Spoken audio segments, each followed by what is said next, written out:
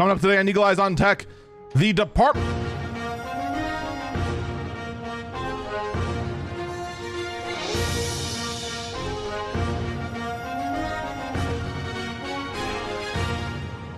Good morning, good afternoon, good evening, nurse. This is Eagle Eyes on Tech guy. I'm Eagle Falcon. Funny enough, we actually messed up a little bit earlier on the intro. You'll never know because we're going to cut it out, obviously. Those who watched us live at twitch.tv/EagleFalcon knew. And someone in the chat made the comment, he must practice in front of a mirror or something. I need to get back to practicing in front of a mirror. I actually used to. Oddly enough, I used to. If it was just like lines I'd commonly say on the stream, I would actually practice it, not in front of a mirror, but in the shower. Because you're doing nothing other than cooking yourself in hot water anyway in the shower anyway. Why, what else do you do? Clean? Pfft. In any case, we honestly actually don't have that much to talk about, but we do have the LMG story to talk about. We do have a few other interesting little tidbits to talk about. A lot of what hit my radar today, or rather this past week, has been a lot of speculation and rumors, and we used to do that a lot in the early days of this podcast. I'm trying to get away from that unless it is a rumor or a report that actually has some, what's the right word I'm looking for?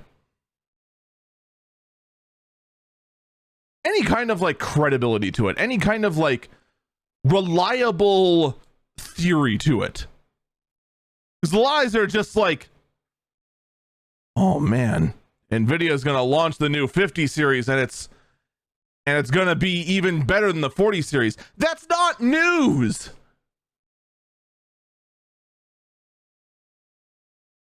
That's just literally speculating and being dumb. That's like saying, guys, the next version of that sports car you want could be faster than the previous one.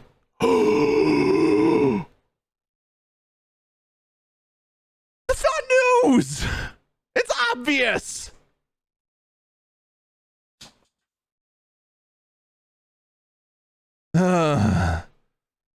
My God.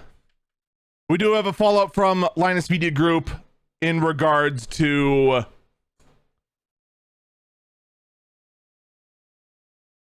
we'll say there's, I don't want to, no, we'll call it a scandal. I'd say it's closer to being a scandal. Someone in chat says, and before sports cars becoming slower, then they're no longer sports cars now, are they? Now they're just cars.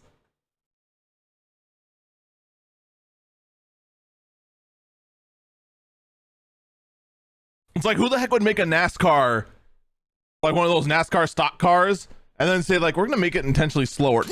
No one.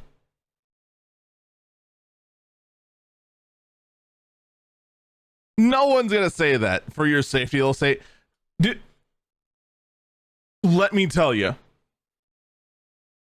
I am convinced if there is ever a hard push against sports cars, either for your safety or for the environment, they are never going to go ahead and slow down the sports car. I'm telling you right now, the performance will either be the same, a little bit better, or the line will be killed entirely, period. I love the fact that I said that and I hear a tire spin out of the window. We actually do have our windows open today here in the studio. It is actually a gorgeous day outside compared to this past week where we were absolutely roasting alive inside the studio. I only mean that slightly sarcastically. Do you think I should actually do a show? Maybe we should actually do a show. Unlike last week where we shoved off the LMG situation to the very end of the podcast, it is going to be pretty early on. I'll just warn you that now. mostly because there is no longer any sort of like, what's the right word? There's no listener discretion advised in this case. Before, when we were talking about all the allegations in moderate detail, it was kind of a, you know, just to cover our own butts, we're going to put it at the end and make sure that those who want the news and don't want to hear that sort of stuff can get it. Now that's not a concern. Here's what is a concern. There was a data breach over at Discord back in March. Yeah, we're actually going to start the podcast now. This data breach over in March at Discord was actually very concerning. All right. Because there's a lot of concern that massive amounts of data's got out. And anytime you hear these data breaches, it turns out that it was just everything. They got everything. And it was all because of something stupid, like something being stored in plain text or something crazy like that. Well, it turns out the data breach at Discord was, in fact, only affected 180 users. That's it.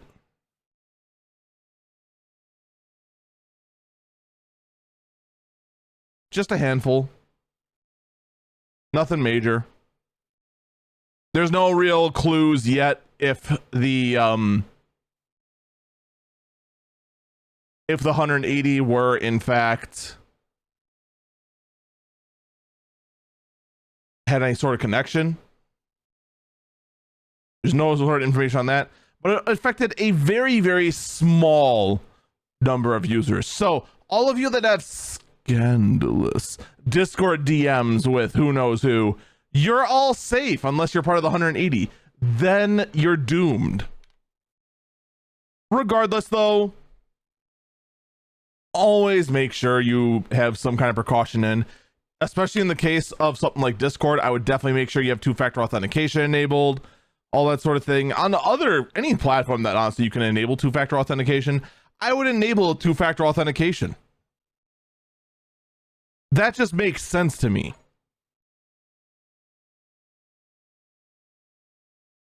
It is just an extra layer of security because you never know what they can do with a little bit of information. That two-factor though, while it can be bypassed, does give you that extra layer of security. It's just good practice. So do it. Just do it. I want to talk though about something a bit more scandalous. This one actually involves crypto. I know. It's been a hot minute since we had a good crypto story.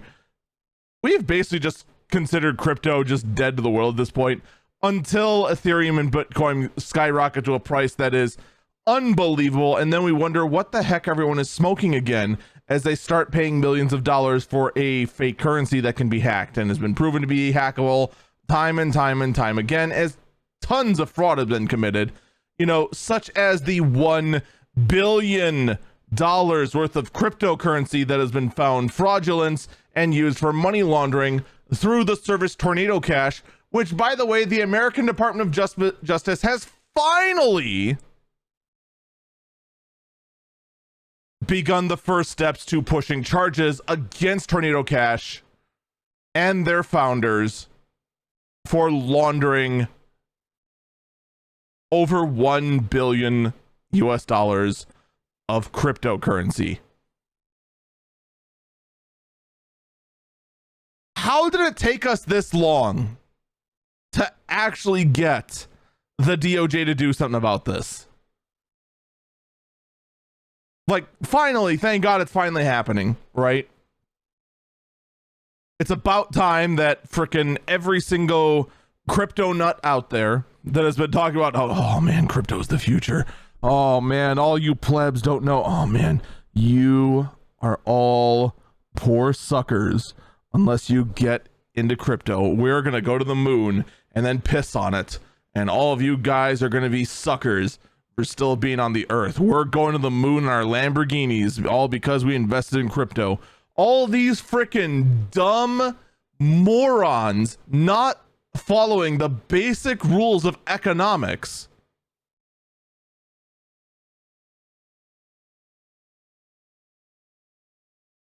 And now finally some regulations are coming in, at least in the form of going after one of the biggest problems in all of crypto, and that is tornado cash. For those who don't understand what tornado cash is, let me explain. One of the few benefits of crypto is that all transactions of cryptocurrency is put onto what is known as the blockchain. All right. That is in fact what all these GPUs that are used for the blockchain TM are actually doing. They are being used to make this massive record of transactions that shows where all currency has moved. People who contribute their GPU power to the blockchain are rewarded with more of the currency, which there's a finite amount. All right. That is the basics of this. So if I go ahead and try to say, who can be our victim?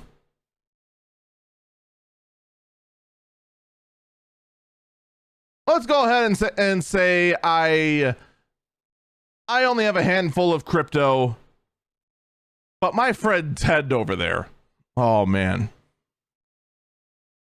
that guy invested his life savings into crypto, and I feel like being an absolute piece of human excrement, and just decide I want to go steal that money, and I go ahead and I rig up a thing to go ahead and get Ted's like hundreds of thousands of dollars in crypto and then move into my wallet. Well, the blockchain will show that there was a massive transaction from Ted's digital wallet to my wallet, and then when the theft is found out about, which it will because that's a massive amount of money, I will then be arrested and go to jail. With Tornado Cash, however, they act as a middleman. I then instead, using Tornado Cash, would then take the, we'll say $200,000 worth of Ethereum, throw it into Tornado Cash, so it'll show one transaction of Ted Tornado Cash. Tornado Cash then goes ahead and does millions upon millions upon millions of movements within its own service of taking that cash, splitting it up, moving it to a ton of different little mini wallets, and making the cash, this 500 or this 200K, virtually untraceable by breaking it up into far smaller ones and then spitting that out to my wallet in multiple smaller transactions. Tornado Cash has been putting you can imagine, this is putting a massive strain on the blockchain, for starters, doing all of these digital transactions thousands upon thousands of times a second.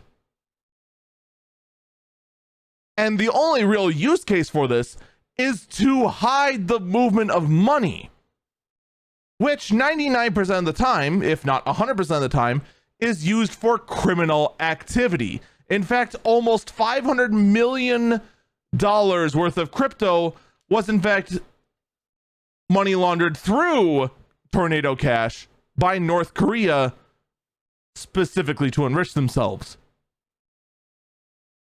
This has been an obvious problem. Tornado Cash is an obvious tool used for money laundering. The whole point of it is to make sure my ill-gotten gains, or whomever's ill-gotten gains,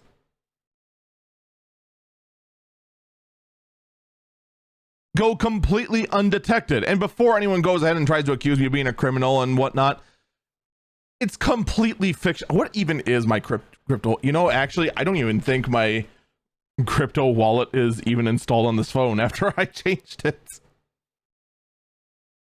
I don't even think it's in here. Nope, it's not. There's got to be 20 bucks in there. I've lost like 80 bucks in crypto. It's stupid.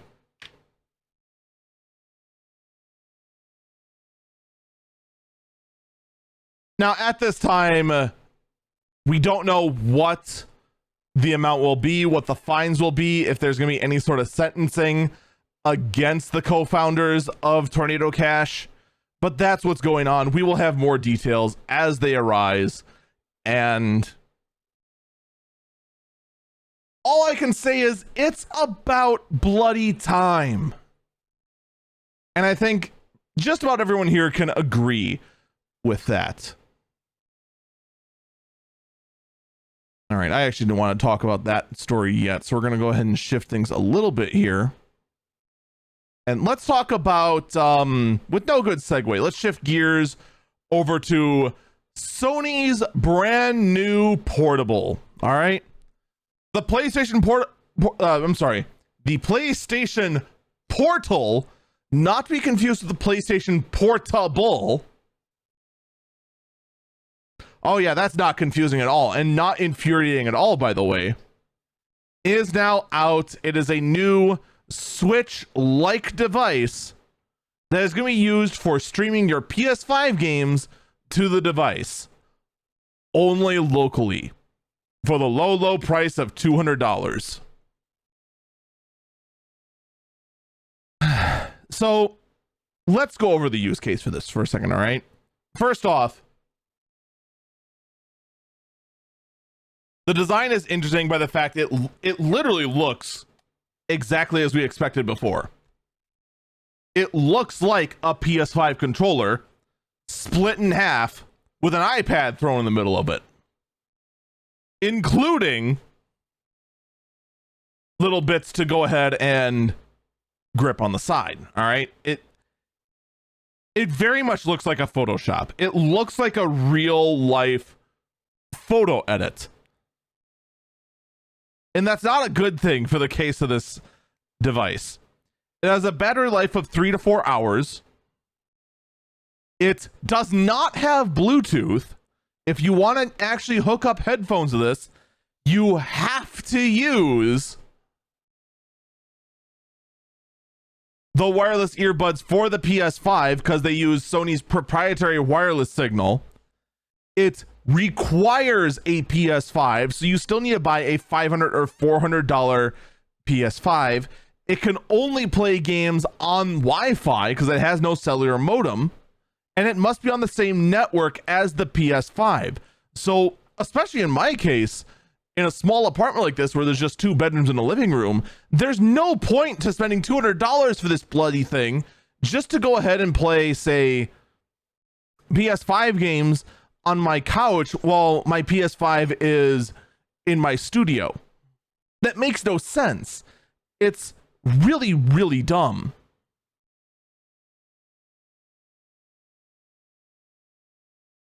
And quite frankly, it makes extra no sense when you start comparing it to, oh, I don't know, a Switch Lite, which is $199, is a standalone console and will work anywhere and has a better life unless you're playing Breath of the Wild or Tears of the Kingdom. Then your battery life goes down to roughly 10 seconds. Don't look at me like that. You know those games in particular absolutely suck the battery out of the Switch. You know it, I know it, we all know it. The only downside is, of course, you're playing Switch games instead of PlayStation games, but here's the counterpoint. You're playing games! What good is this thing outside, once you get outside of the Wi-Fi? Let's say you go on a road trip. How useful is this thing? It does nothing! Who is this for? I legitimately want to know, what is the point of the PlayStation Portal?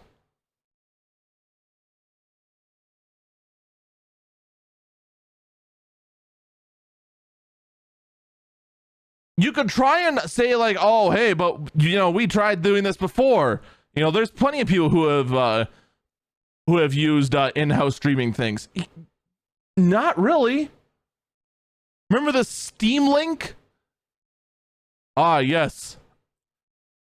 You don't want to go ahead and hook up a gaming PC to your TV. We can go ahead and stream the content from your gaming PC onto the TV.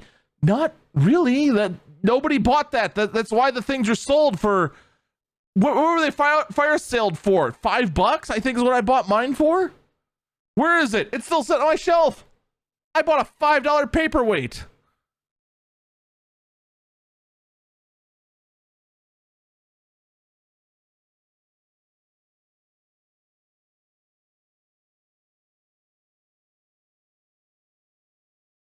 It's so bizarre.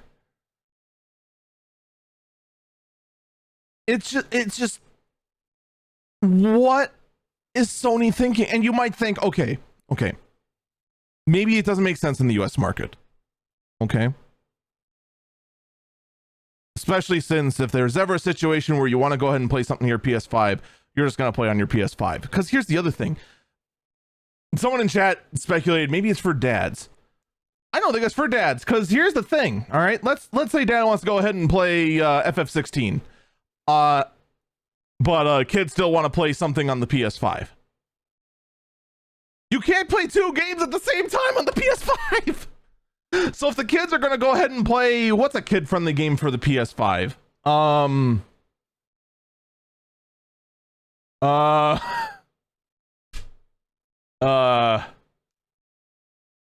This is what I get for using a PS5 for frickin' streaming. I play games I actually want to play, and I'm not a kid anymore. Let's say the kids want to play Among Us, all right? Let's say kids want to play Among Us on the PS5. You can't go ahead and play whatever game you want on your PlayStation Portal, and the kids still play Among Us or whatever on the PS5.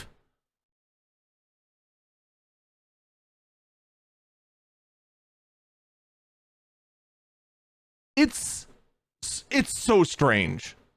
It really is so strange. You're talking about a $200 purchase on top of a $400 to $500 purchase.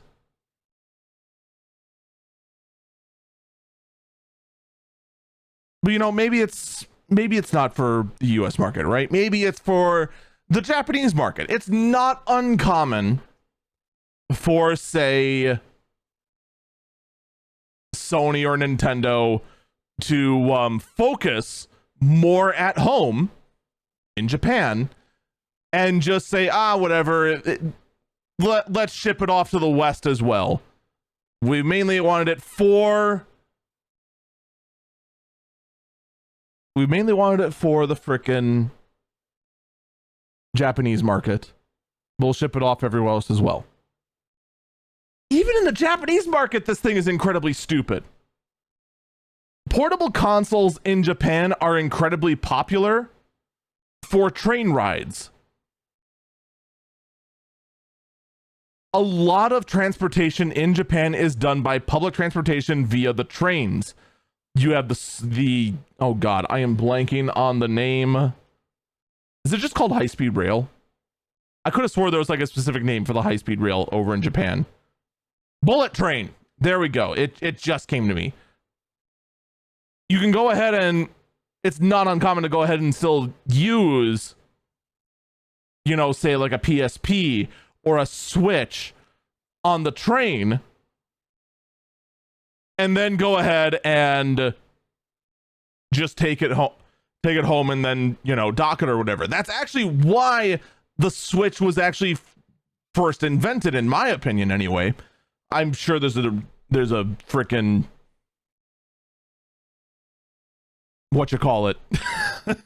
interview out there with the director of Nintendo showing that, in fact, yes, that is in fact why they came up with the design specifically for that. This thing's even bad at that, because the instant you leave your shoebox of an apartment's Wi-Fi, that's it. You're playing nothing. This seems to be a direct competitor to like that Logitech sort of thing that came out that was pretty much the exact same sort of thing, except using your in-home Wi-Fi for that stuff. I don't get it. I really don't get it. This is absolutely baffling to me. I don't understand. Maybe there's going to be pushes down the road to go ahead and have lesser Sony titles come to this. Like, oh my God. Do you remember when FF15 was kind of like 2 years old? And then just kind of out of nowhere, there was a comically low res polygon version of FF15 that was released for the phones. What if Sony starts doing that for like God of War?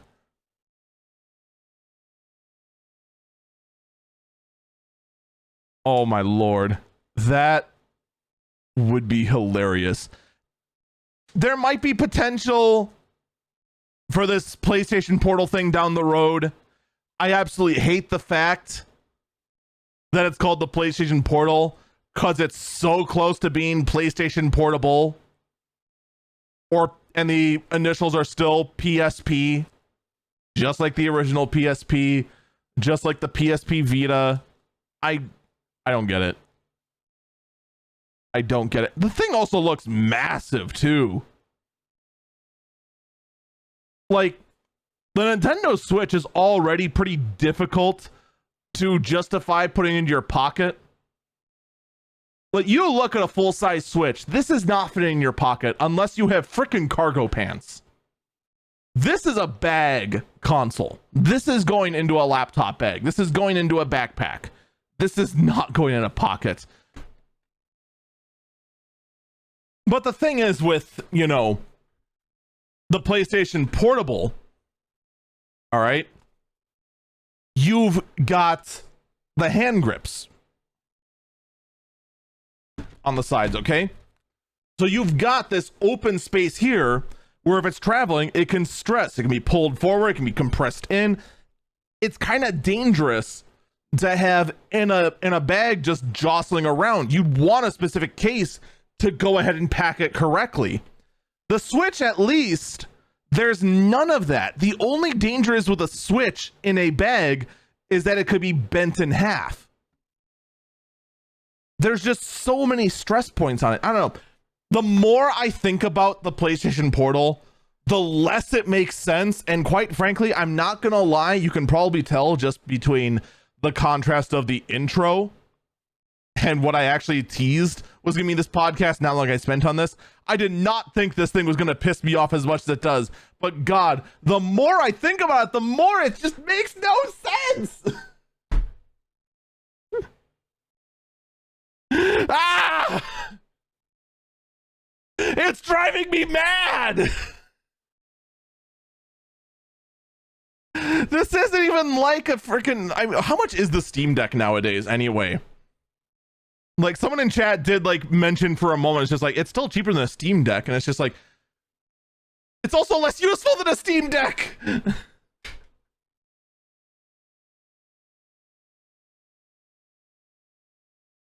Steam Deck, at least, granted the battery life is worse on a Steam Deck than this thing in a lot of cases, is still more useful. Yeah, Steam Deck is double the price to start with. It starts at I'll just drag this screen over here. It starts at $399. But you know, you're not getting a whole lot of storage that you're getting that.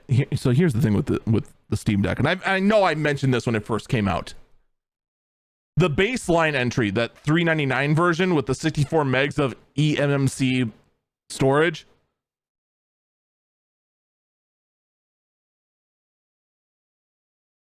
I would not get that unless you are ready. Dude, someone said gigs. Did I say megs? It's 64 gigs of storage. All right. But that's not the important part. The storage, although small and hilarious, is not important. It might as well be 64 megs, to be perfectly honest, with how big modern games are. Holy cow. That's not the big issue, all right? The big issue is the fact that it's eMMC storage, all right? Unless you're willing to go in, pop out that e-waste stick, and drop in a 2 terabyte one or something like that, I wouldn't bother. I actually don't know if it actually even can. I'm pretty sure this version has it. I would recommend actually getting, if you're one that's not tech savvy and don't want to crack open your Steam Deck, I would recommend at least getting the 256 version, which is at 530. Because the speed difference between eMMC and NVMe is massive. And then on top of that, 256 gigs. I'm gonna make sure I say that loud enough, gigs, so I don't misstep and say megs again.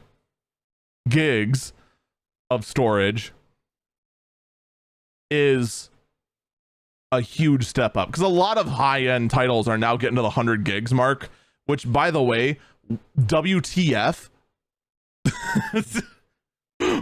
What the heck?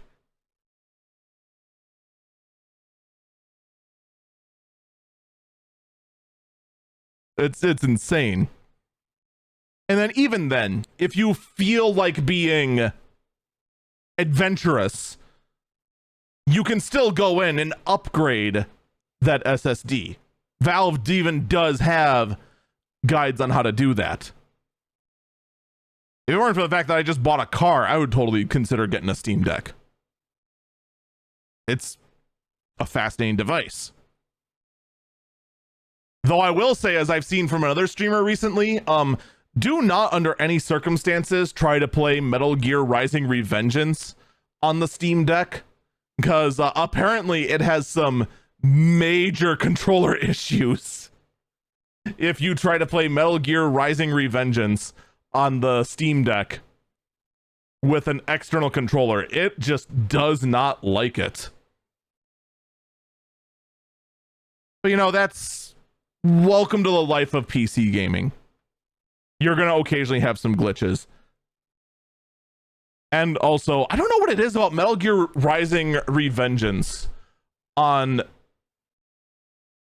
Steam. So this other streamer kept having it drop his PlayStation controller and then switch to keyboard and mouse. When I played it, I never had that issue, but I would have dropped inputs that kept making me wonder if I was a failure at gaming, which I am. That's not an issue. But it did make me wonder if I sucked harder than I thought I did. It was like on my Xbox controller, it would drop inputs. On my PlayStation controller, it wouldn't drop inputs, but would not detect the O button, which was used in QuickTime events. My Steam controller would sometimes drop directional inputs. I literally was hot swapping 3 different controllers while playing the game, and all 3 of them behaved differently with this one game. It was so freaking baffling. It was madness. Absolute, utter madness. But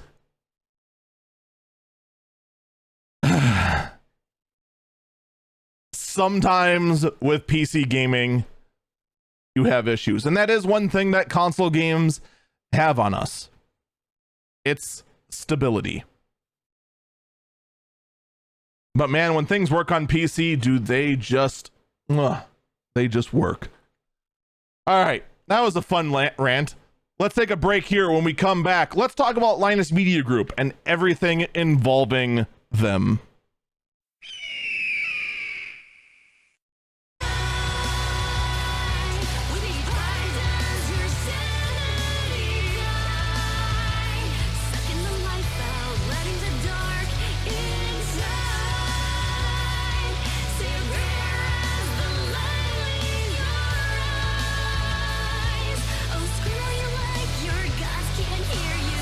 Welcome back, Eagle Eyes on Tech. I'm Eagle Falcon. Now, during the break, we were talking about the heat wave that hit during the previous week. Someone in chat's just like, hey, where's my hazard pay? And it's just like, yeah, no. I don't mean that in like a sort of, no, I'm not paying you hazard pay. I'm saying, no, we're not working in this hazard. Go home. Our own workshop got up to like 115 with high humidity. That was the other thing. When we got the heat wave, like Texas, Arizona talk about the like constant 105, 110 they get there. That's dry heat. Okay. Dry heat is still more manageable. That's still bloody hot. And you better be making sure you stay hydrated, take good care of yourself, limit your exposure, and cool down when you can. That is crucial in those kind of situations. But it doesn't have the energy sapping power of high humidity with that heat. When we had the heat wave here and it reached like, we peaked at like 105 for temps. And that was just like the hottest area. Most places were like 95. Inside our actual own workshop, because of all the equipment we use, it got up to 100. And I think the highest we recorded was like 113. I've been telling people 115 because that's a nice round number. With like 80% humidity. Yeah, no, we're not working in that. There's no hazard pay involved because there is no work involved. Go home. That's not, no.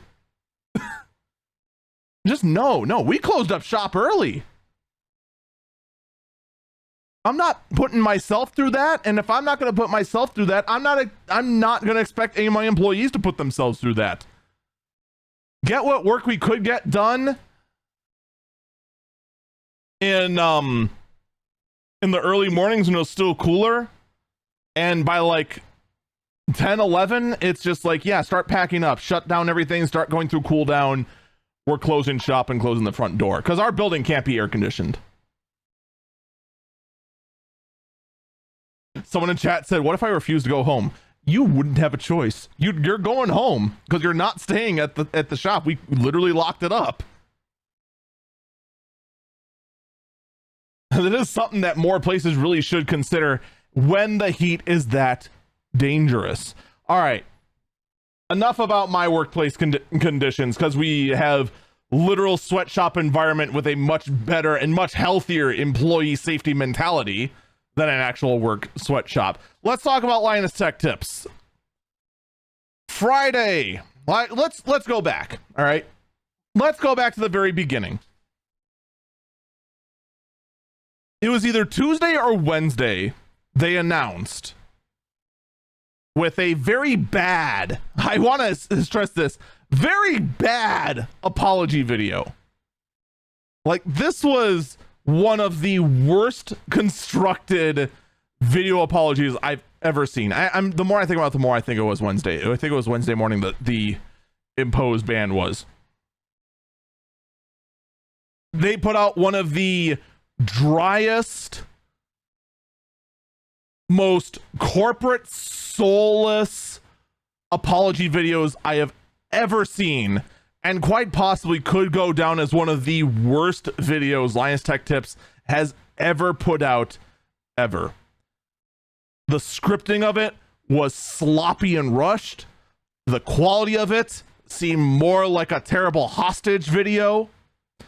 They had very bad jokes on it that land poorly, with the only joke that was put in being that D-Brand offered to sponsor the apology video, which I'll admit, I chuckled a little bit that one, because I'd believe it. They actually didn't. D-Brand did put out a statement saying they didn't actually offer to apologize for it, but they didn't offer to sponsor the apology video.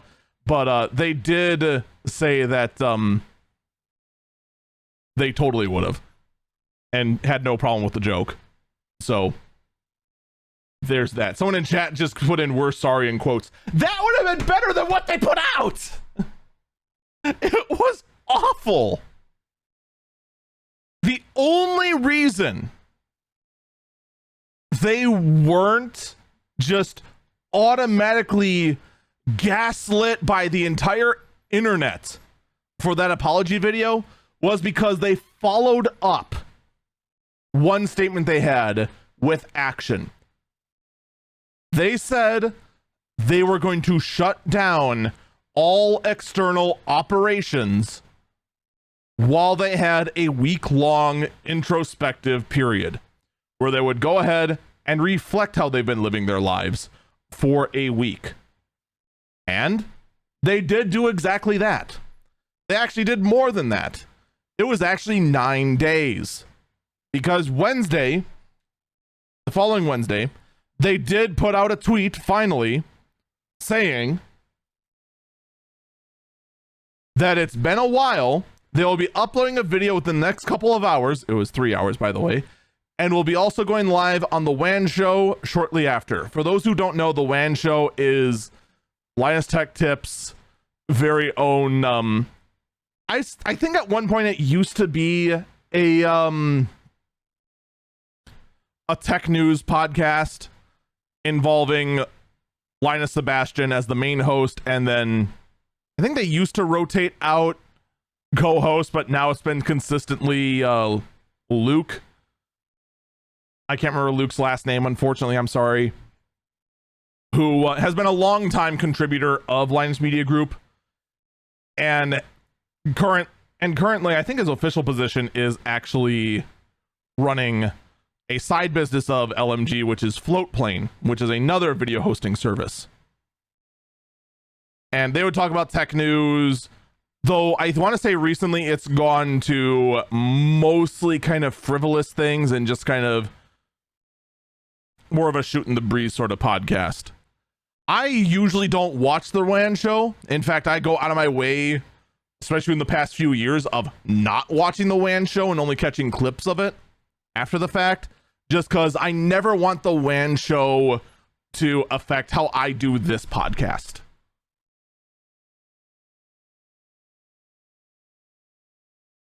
I made an exception for this week for fairly obvious reasons. Let me tell you something. I learned nothing from that WAN show. That WAN show very briefly touched what's going on inside of the company in regards to the introspective period. They briefly talked about how they're going about and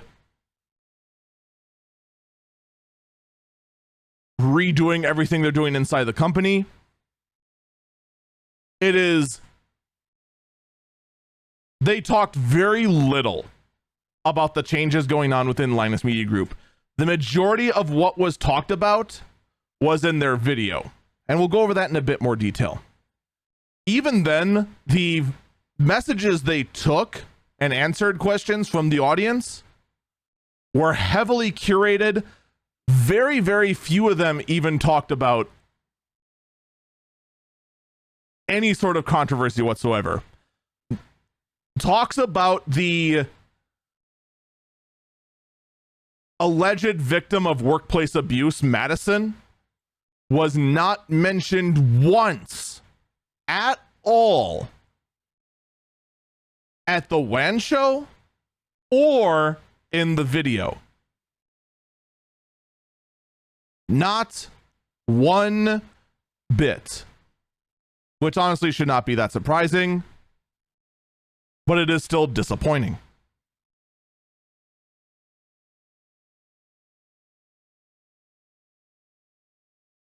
Of course, I only watched on YouTube. Apparently, it's also broadcasted on Twitch and on their own internal system on Floatplane. The YouTube chat for the first 45 minutes was nothing but talk about Madison, talk about Madison, talk about Madison, talk about Madison, talk about Madison. All of which obviously were ignored. This should be a surprise to basically no one.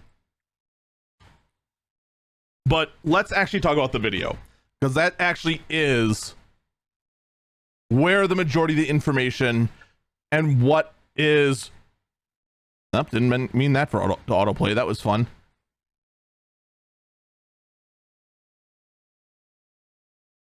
That's where most of the information regarding how they're going to be taking this. All right.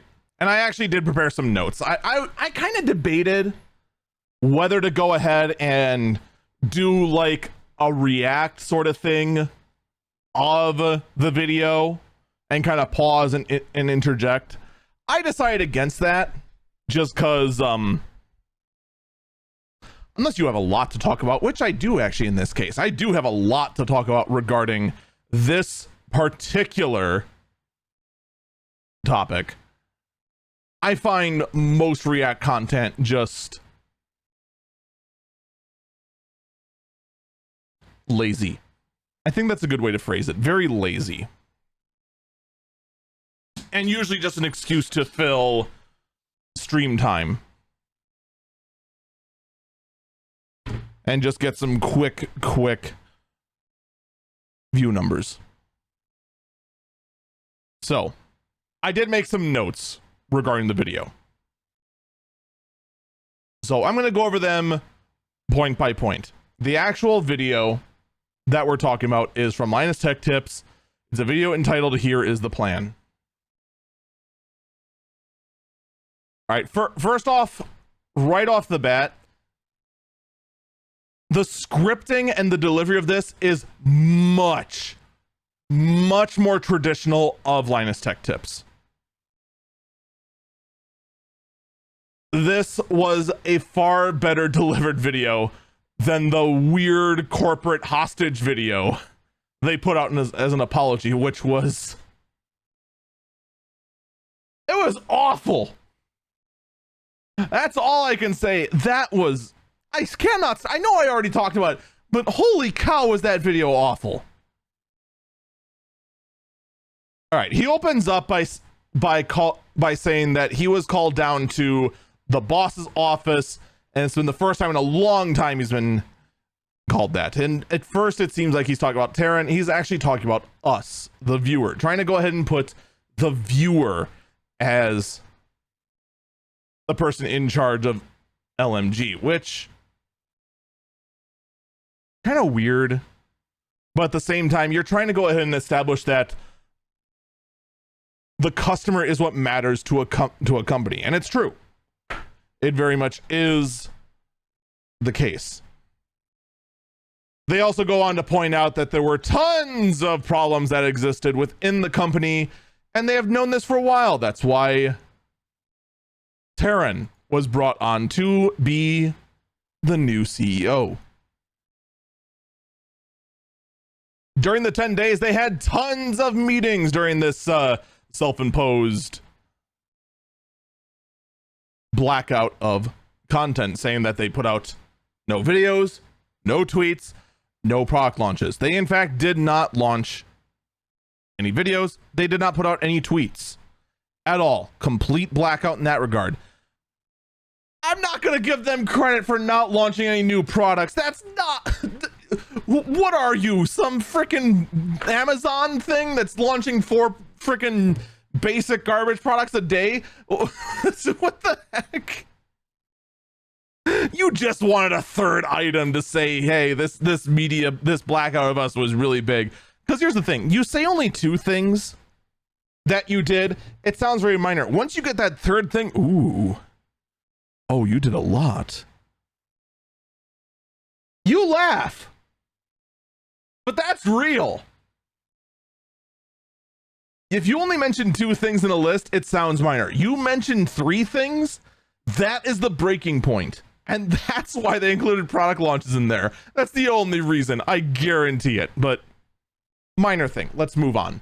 They then go on to say that they thank all the supporters that said they hope they get through this and that they come back stronger than ever, as well as also calling out all the haters that hoped they would fail, trying to go ahead and throw a little bit back at all the criticism against the company. But, you know, that'll be that. One of the first things they said they'd mention is that the mentality of daily uploads on the Linus Tech Tips channel is killed. That's big. For those who don't know, Linus Media Group owns a lot of channels. We went over the list last week, but for those not in the know, you have the main channel, Linus Media Group, which uploads 6 videos a week, plus the WAN show.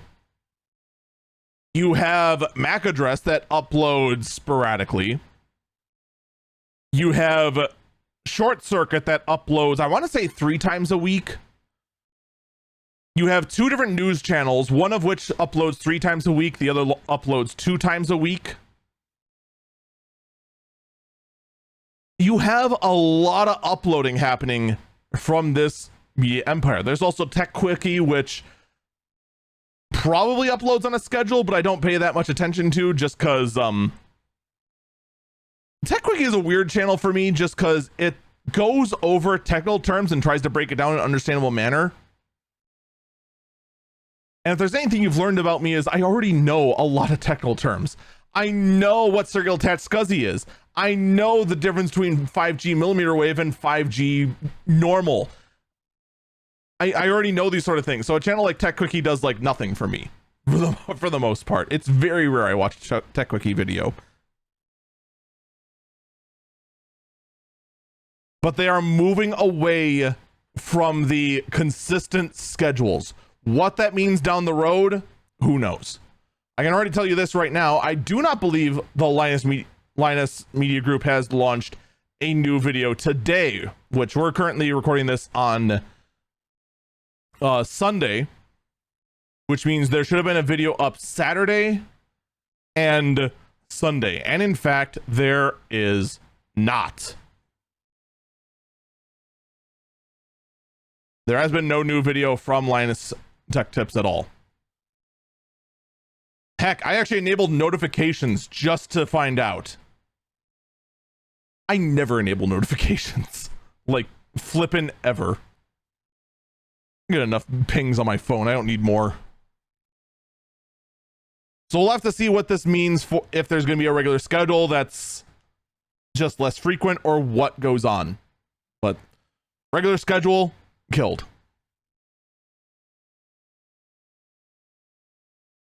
They're going to be implementing better processes for those that go ahead and make the graphs within LMG so that the graph makers actually understand the graphs. So that they're not just going, oh yeah, sure, new GPU, 500% better, even though it's not.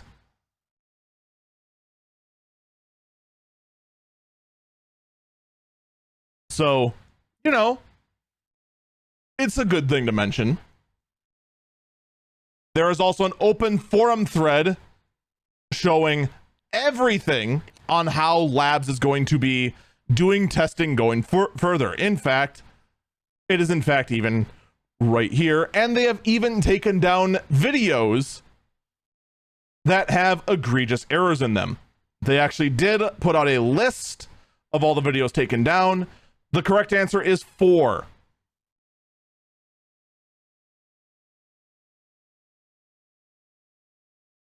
There are 4 videos that have been completely taken down and will be retested. There's a grand total of 24 videos that say the data is correct, but process errors on the chart requires a re-upload with newer charts. And that there were 8 videos found with chart typos that were pinned notices left in the comments. I would honestly say those 8 videos, you really should just take those down and just repost frickin' updated charts. No one checks the comments. Let me ask you something, all right? I am someone that would go ahead and check the comments of an informative video. I am an exception in the case because I am an information technology nut. I am a psycho when it comes to that sort of thing. I know I'm not normal. What about you? Would you delve into the YouTube comments to see if there was a correction put up?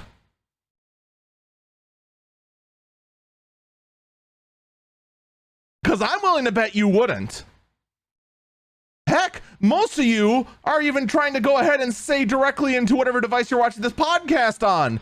that you would. I don't have the ability to hear you through an audio only podcast. We've gone over this. I don't think that's sufficient.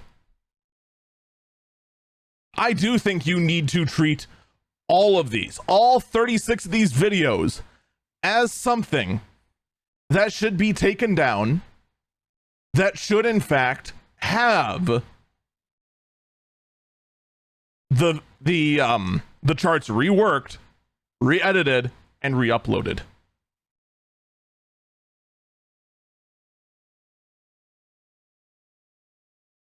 LMG has a freaking team of like 20 editors. You can assign 2 editors to just casually upload the backlog or update the backlog for these videos that realistically are in fact would be considered evergreen content. A lot of these reviews you think, oh, whatever, nobody's gonna care about the what's a good example? The rip-off gaming PCs video. Who cares about rip-off gaming PCs? Honestly, I would. If I'm going through, I find an oddball gaming PC and it turns out that LMG has a video talking about this exact system, that gives me all the information I would need to see if it's a good buy at $50 or not from this random auction lease. So that kind of information, yeah, I would actually like to see that updated. I think that is crucial.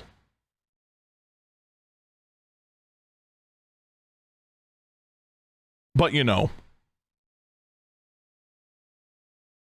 that's all up to whomever. I also just realized there's 27 videos here. No, there's 25 videos listed here that actually had labs testing done, but the total was 36. Oh, I see.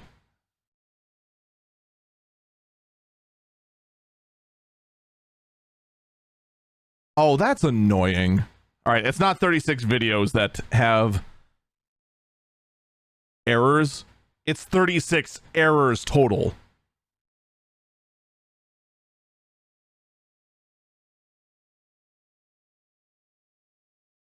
So, I mean,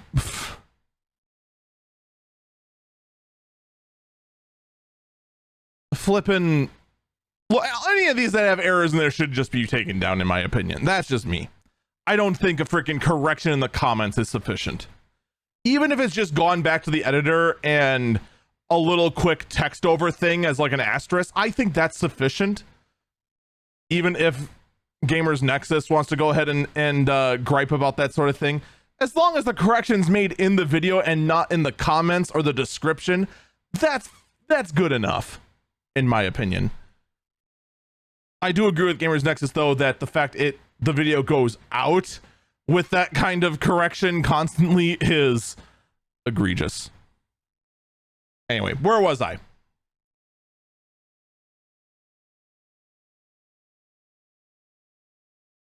As they go on, they did mention they were going to launch a new program they are calling the ECC community, or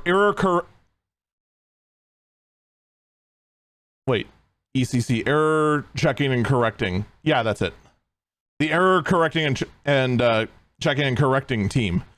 That's asking for volunteers to go through their videos and call them out any errors.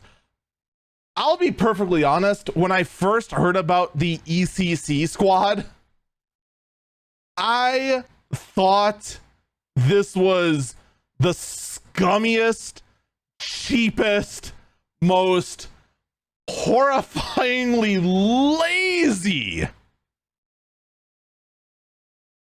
thing that a company of over 120 employees to do was to go ahead and say, you know, let's just outsource our quality control to volunteers of YouTube watchers while Linus goes ahead and makes his server heated frickin' pool at his new frickin' jank mansion. Like, that would have been like just the cherry on top of all of this. But he then goes on to mention that the goal is that this team would be unnecessary, but those who would want to volunteer would at least get to go ahead. And I need to like move this video forward a little bit so I'm not just looking at frickin' Linus gritting his teeth. This is absolutely horrifying. All right, there we go. There we go. That's much better.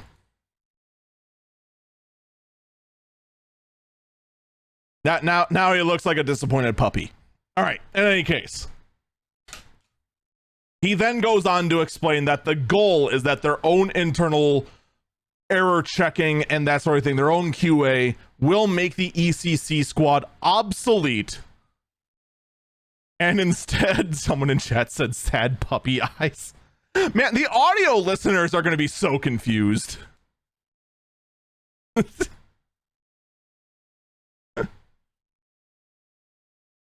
In any case, the goal is to make the ECC squad completely obsolete and pretty much just be volunteers that will get to see content early with the occasional "will actually" sort of comment, which I guess is okay.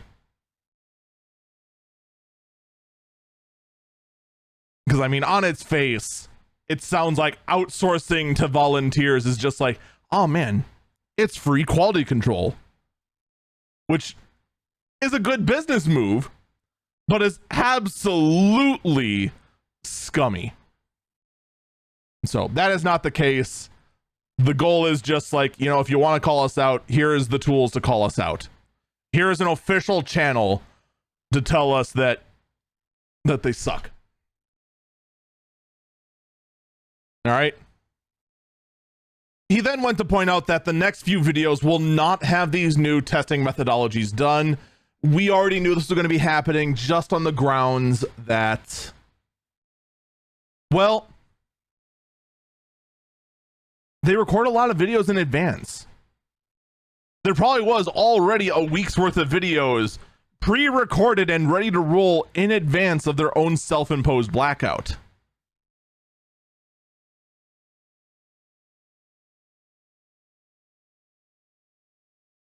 Now, they then went on to the business side, which they admitted not much is going to change on the business side of things other than more transparency.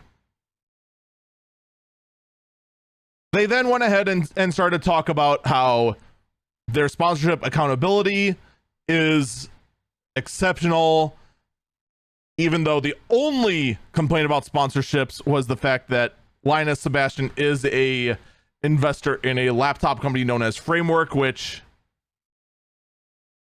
I'm glad he disclosed that he's an investor in Framework, but holy cow, investing in Framework has done nothing but bite him.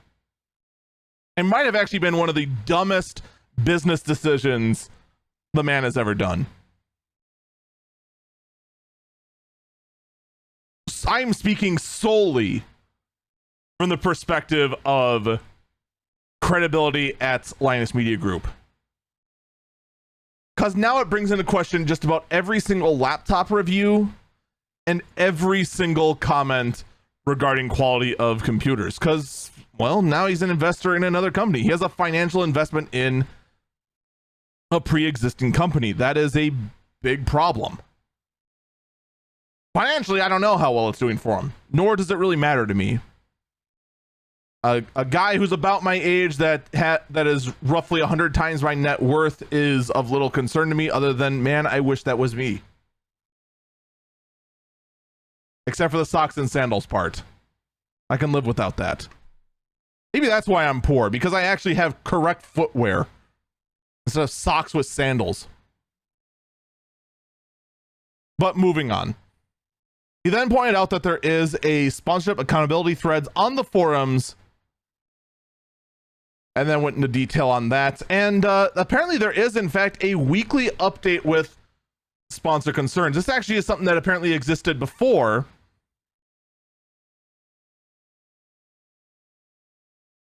And there actually is some very interesting data in here. Apparently, with Secret Labs, that's a chair company, they are trying to talk with them regarding people complaining about support services regarding their products. They have no information at this time, but they're keeping dialogue going. Volta, apparently they stopped working with a while ago. They're sorry that people are experiencing issues, and they said they dropped the partnership with them. Build Redux, apparently it was an RMA issue, and that they're still trying to contact Build Redux regarding some of these RMA issues. There's still conversations going on. And then they talked about Anchor, how they are on day 225 of demanding Anchor take down all logos and everything, saying that LMG is associated with Anchor, and Anchor still has not. Anchor is just proving to be I love Anchor products, all right? I love their battery banks. They have been rock solid for me. I wish I didn't lose my big one that I used to travel with. It was like a 20,000 milliamp battery that would charge my tablet and could charge my laptop in a pinch. I love that thing. I don't know where it is. I wish I didn't lose it. That sucker was amazing. But wow, the business side of Anchor is so scummy and sketchy. God help you if you need to get an RMA from Anchor or communicate with their business in any way, shape, or form, because they just don't seem to care about anyone. And this kind of transparency I actually do like about LMG. And the fact they even voiced this. I didn't even know about that. They dropped things with Volta. I wish they were actually more. I wish that was somewhere other than the forums. I never go to the forums.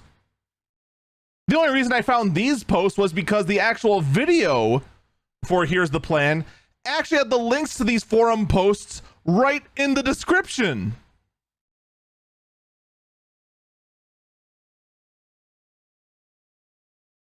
Dude. Real talk, Linus?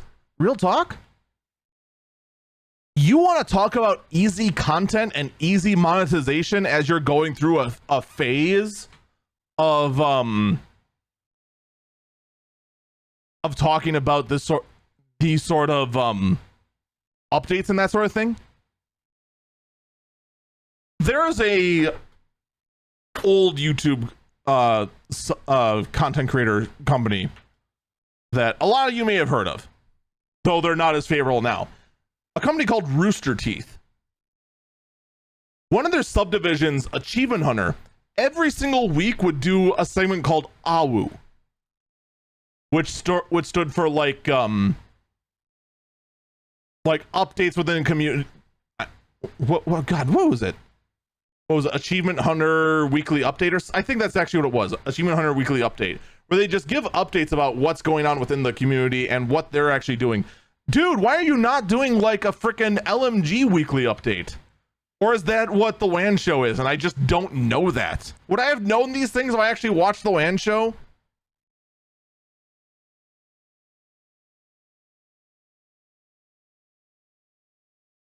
I don't know.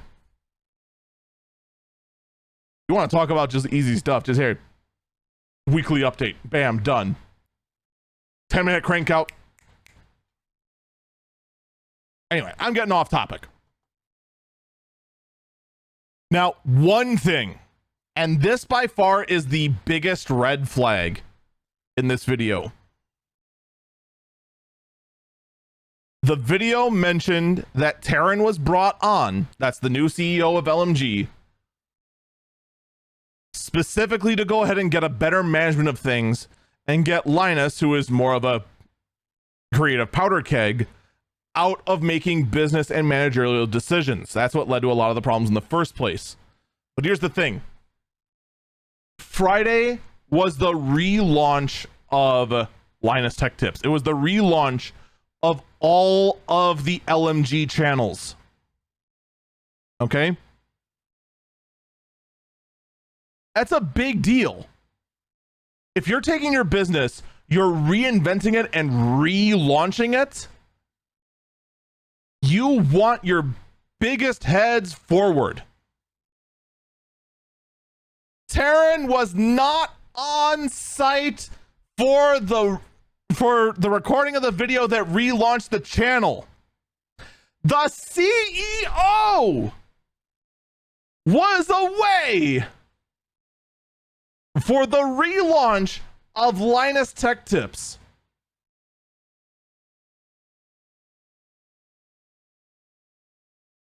There better be like a medical emergency or a family emergency or something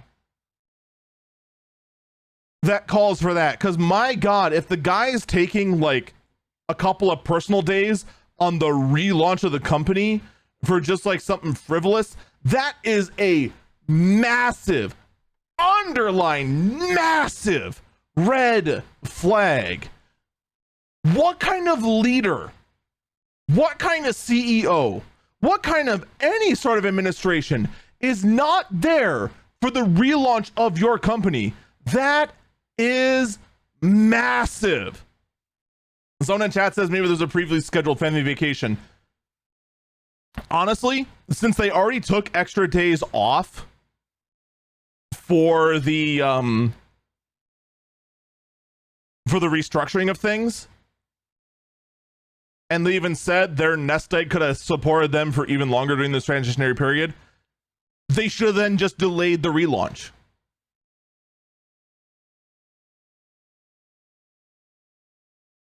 Because this sends, this is huge. This is just,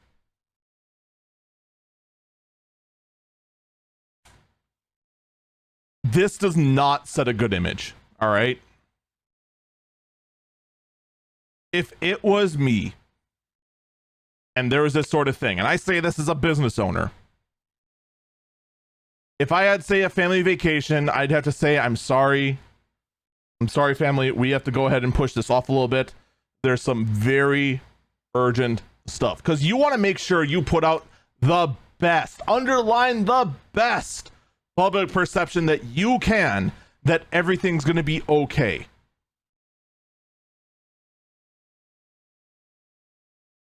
And you're not there for relaunch?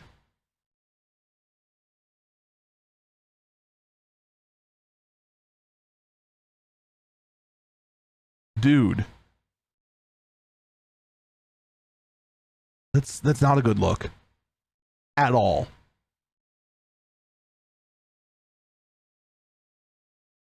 Because there are people that would understand, oh, they had a family vacation, you know, the family needs to come first. For every person that's willing to be understanding, there's 5 that aren't.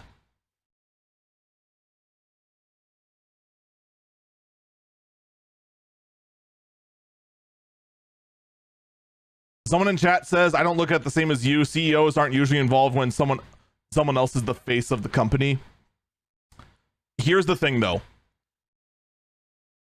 At the core of all of this, at the core of all of the LMG controversies, is administration.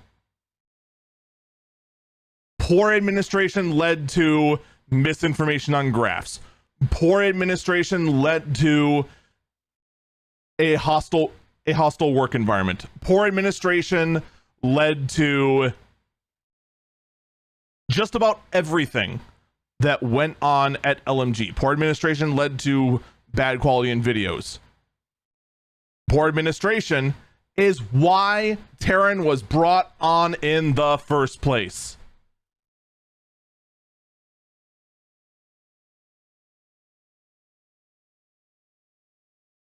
At the heart of all of this, the hiring of Terran as CEO was in fact the reason for pretty much all of this. And for him to be absent for all of this is, I'm sorry, it's a massive red flag. It really is.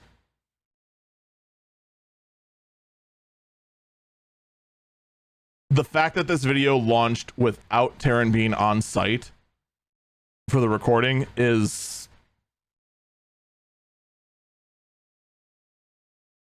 it's inexcusable. But if there is some kind of family emergency or a health emergency that did keep him away, I think there should have been a bit more transparency in that for a company that's trying to say we're trying to be more transparent. And I do hope that whomever is in such an emergency does get better soon, and they do pull through. If that is the case, we don't know, despite the fact that it's an entire video trying to say they are going to be more transparent.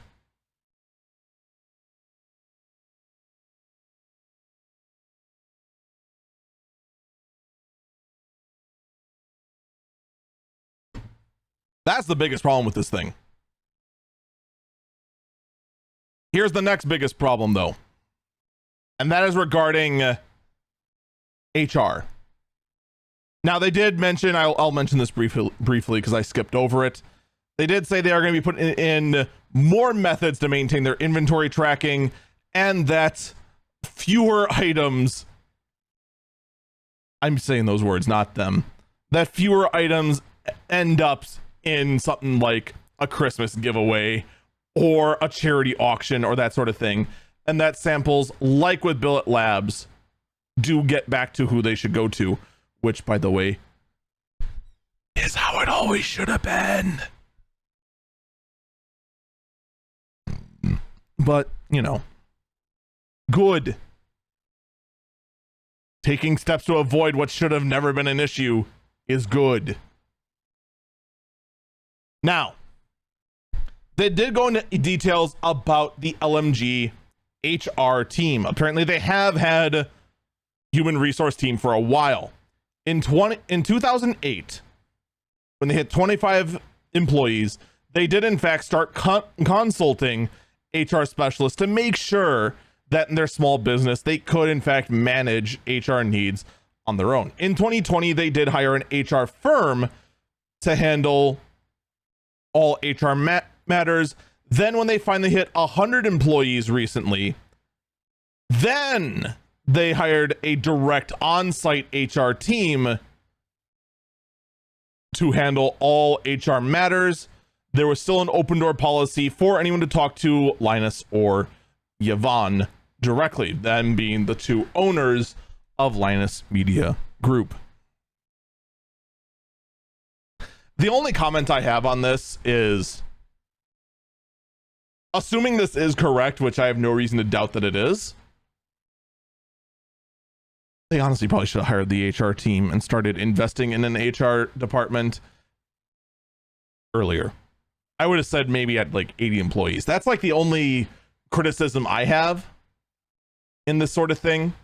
And the fact that this information contradicts what Madison point out also says that either A, Madison is making stuff up for the purpose of clout, which is possible, or B, LMG made a very poor effort in showing what LMG employees had access to for their HR needs, and that is an issue.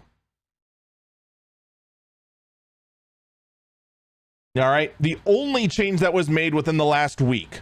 Now, keep in mind, all of this regarding HR has been in place for apparently several years, or not several, but a few years now, or a couple of years.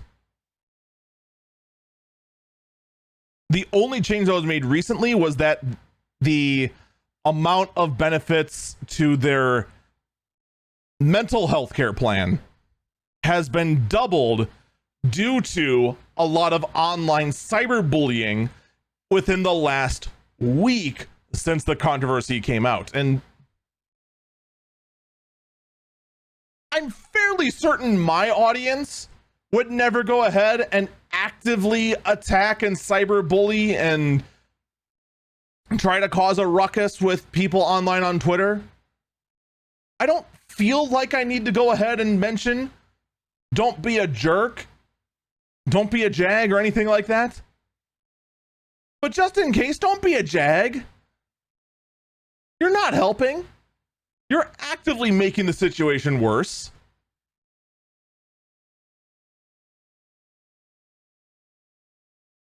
They also they also went over their exact numbers. I actually forgot to write them down. That's my fault.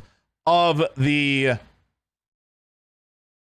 exact amount of turnover rate they had, which is low by compared to turnover rates on average within Canada and within the US. I almost said Canada correctly. Whoops.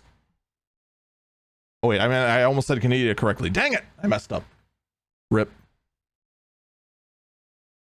This is obviously in reference to the claims of Madison saying that a lot of people have been going out because of the workplace environment. Here's what I'd say, all right? I would hope that a lot of the talks regarding this kind of casual, lurid bro workplace culture of just casually talking about lurid stuff within the workplace is cracked down upon by the HR team. I would hope that Madison's talkings and the fact that not one but two former employees corroborated that this sort of stuff went on would cause the HR team to crack down, as they probably should have long ago.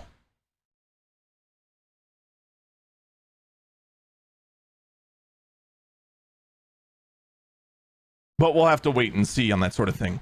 If none of this ever went on, then quite frankly,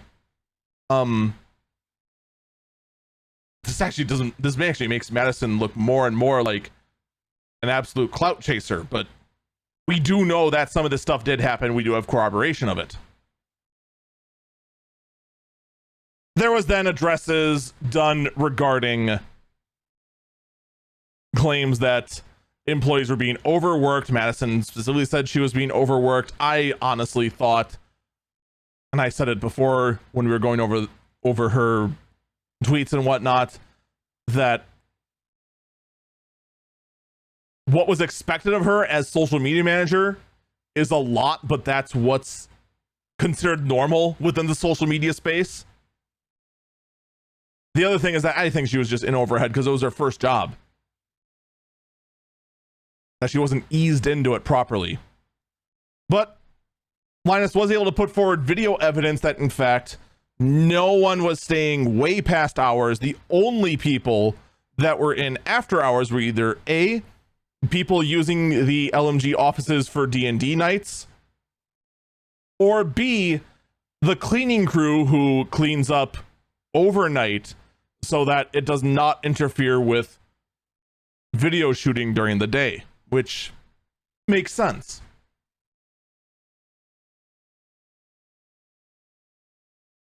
With that all said, they ended off saying there are going to be no layoffs. There probably will be a turnover rate that's going to be a little higher recently as new methods are put in place and people are unhappy with it and leave. But there are no layoffs actually planned. In fact, LMG is still hiring. So that's the whole thing with Linus Media Group. What are my thoughts on this? Obviously, I did talk during the whole thing. I did give my thoughts while we were talking. My final thoughts, though, is very simple. Talk is cheap. This was a much better delivery than the apology. This is a much more professional video than the apology. It still has the same feel that we expect from LMG. But again, talk is cheap. I do encourage, if there are any employees within Linus Media Group that are being abused, any sort of unethical workspaces, talk to someone. Bring it to this HR team. Bring it to Linus directly. And if it's clear that nothing's going on, go public.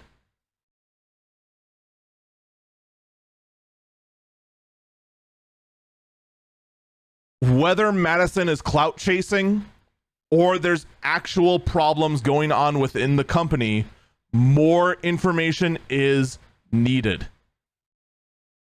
Everything that's kind of been put kind of puts more light on Madison as somewhat chasing clout, but we can't ignore the fact that there is corroborating evidence from not one but two former LMG employees that in fact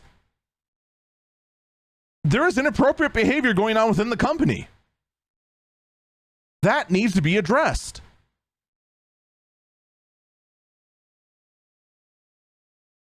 In the end, though, time will tell.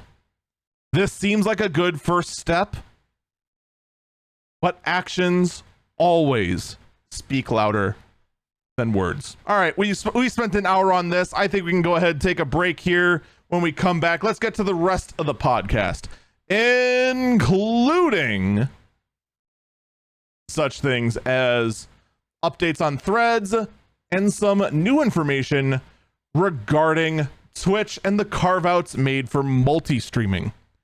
We will be back.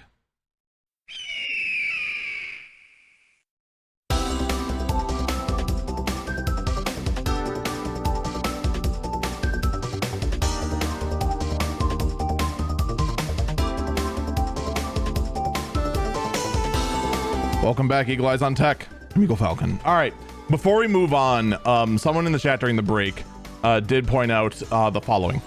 Going back to Terran, just because he wasn't there for the relaunch video doesn't distract from the fact that he was involved with everything else leading up to it, especially if all that already was possibly taking him away from his family as a man with kids. If I were Terran, at some point I'd say, you guys got this. Now I'm going to go spend time with the family. See you in a few days.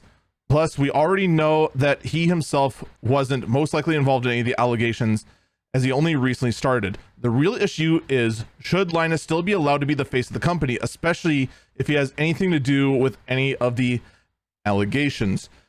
At this point, I don't see any reason Linus shouldn't be the face of the company. Just because nothing points to him directly other than bad management, which is why he took the action of stepping down as CEO in the first place. Now, here's the thing. You can go ahead and be a family man with kids. I get that. 100%. Here's the thing. You had 10 days to make this video. You couldn't have sat Terran down in front of a camera, gave a 1 minute anything, and spliced it in?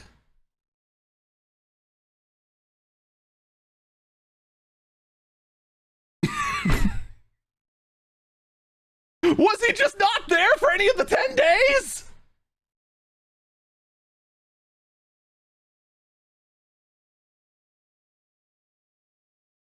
That's my biggest problem. Now, Terran has not been the first time we've actually seen Terran twice on the channel. Once was during the roast back when Linus was still CEO. And that was just kind of a cutesy little, oh yeah, Linus worked with this guy in the past. Yeah, okay. And the other time was during the apology video.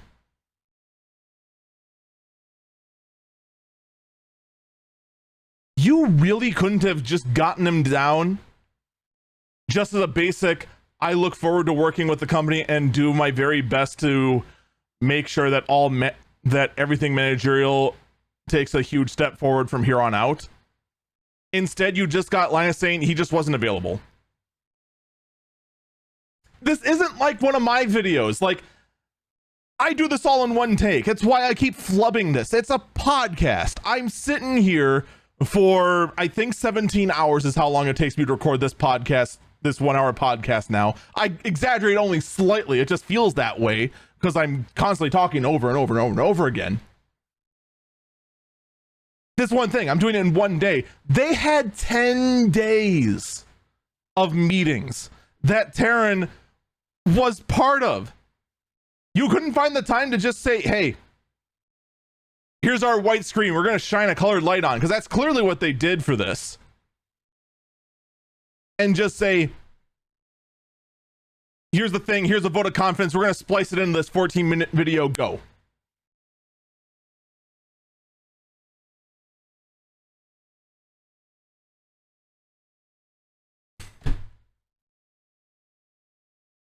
That's what strikes me as super odd. And that, again, that's why I say it's a huge red flag. That's enough griping about Linus. Let's instead gripe on Zuckerberg. The Zuck has finally done what he should have done in the first place with Threads. Threads, if you somehow don't know, is in fact an attempt by Facebook to compete with the social media platform formerly known as Twitter.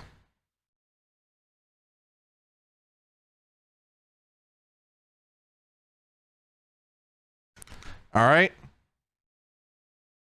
The Threads launched as mobile only. Now it is finally launching as a web version as well.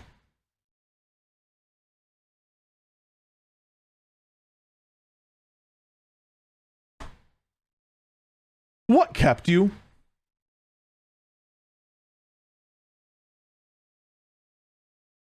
Seriously. All right.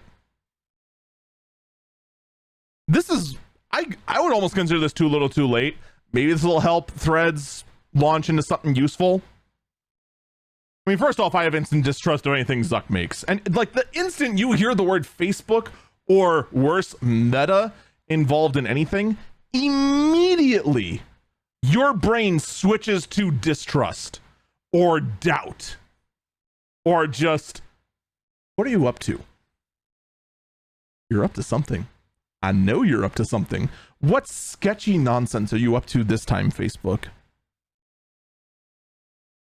Be honest, it's what you thought about Threads. It's what I thought about Threads. It's what I still think about Threads.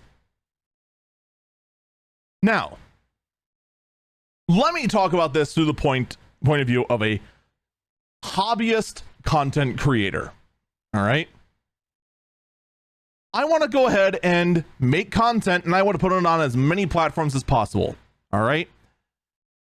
As a content consumer, that would be you, the listener or watcher, or, well, actuallyer,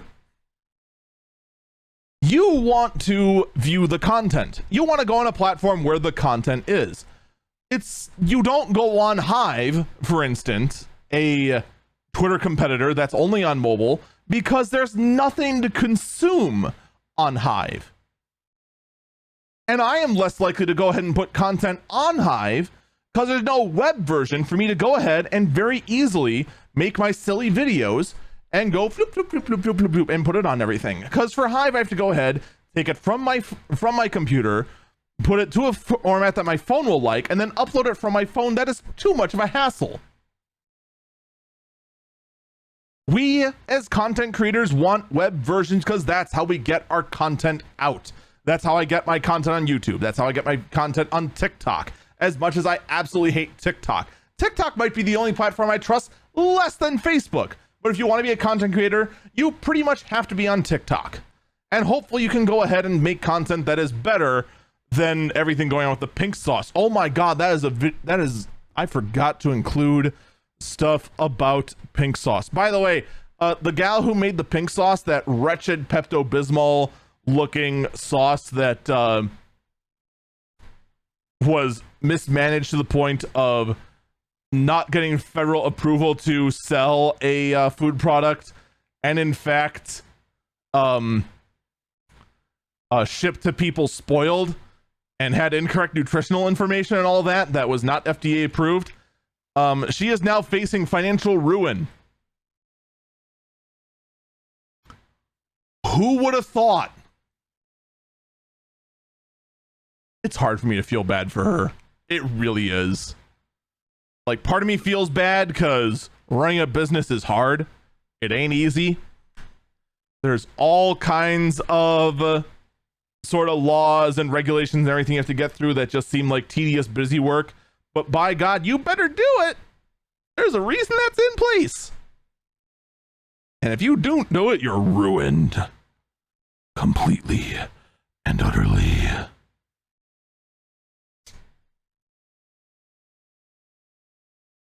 Someone in chat mentioned that she also threatened critics. Yeah, that's never a good look either. So that might be over. We'll see if having a web version keeps threads alive. I wouldn't hold my breath. I might, once things get more fluid and I can actually start making clips on the regular again, upload my content to threads, but it seems less and less likely that that's going to happen. Meanwhile, however, Discord is taking steps to do something that no one asked for. They are testing right now the ability for people to make clips out of Discord streams on the platform.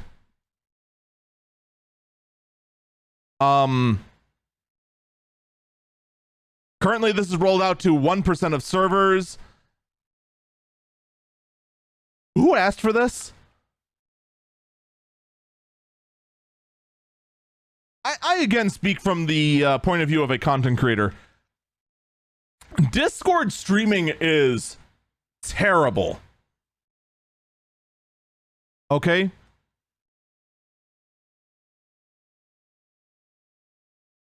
The actual quality that's there is awful, unless apparently you have an AV1 capable streaming card, which unfortunately I don't, and the majority of people don't, because AV1 encoders are expensive, because they're on newer cards, and newer cards are expensive because Nvidia hates people.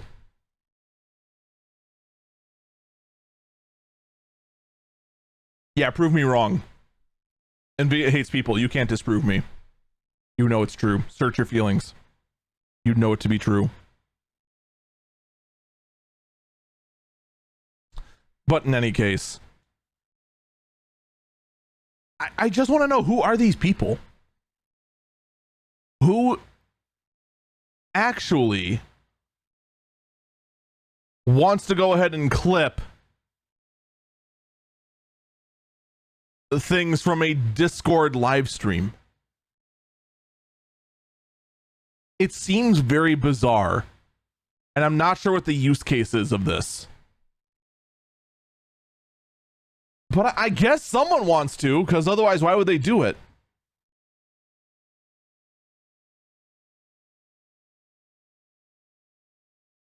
Now, with that said, updates are being made to Twitch's clip system. In fact, the new discovery feed experiment has now gone live. It is training an algorithm. It is now also using horizontal clips for now. Vertical clips will be used later. So if you are a streamer on Twitch, make sure your clips that are good, you begin to convert to horizontal clips. I have already begun to do so myself. This test will include both popular and featured clips. So just go through, make sure your clips are set to featured.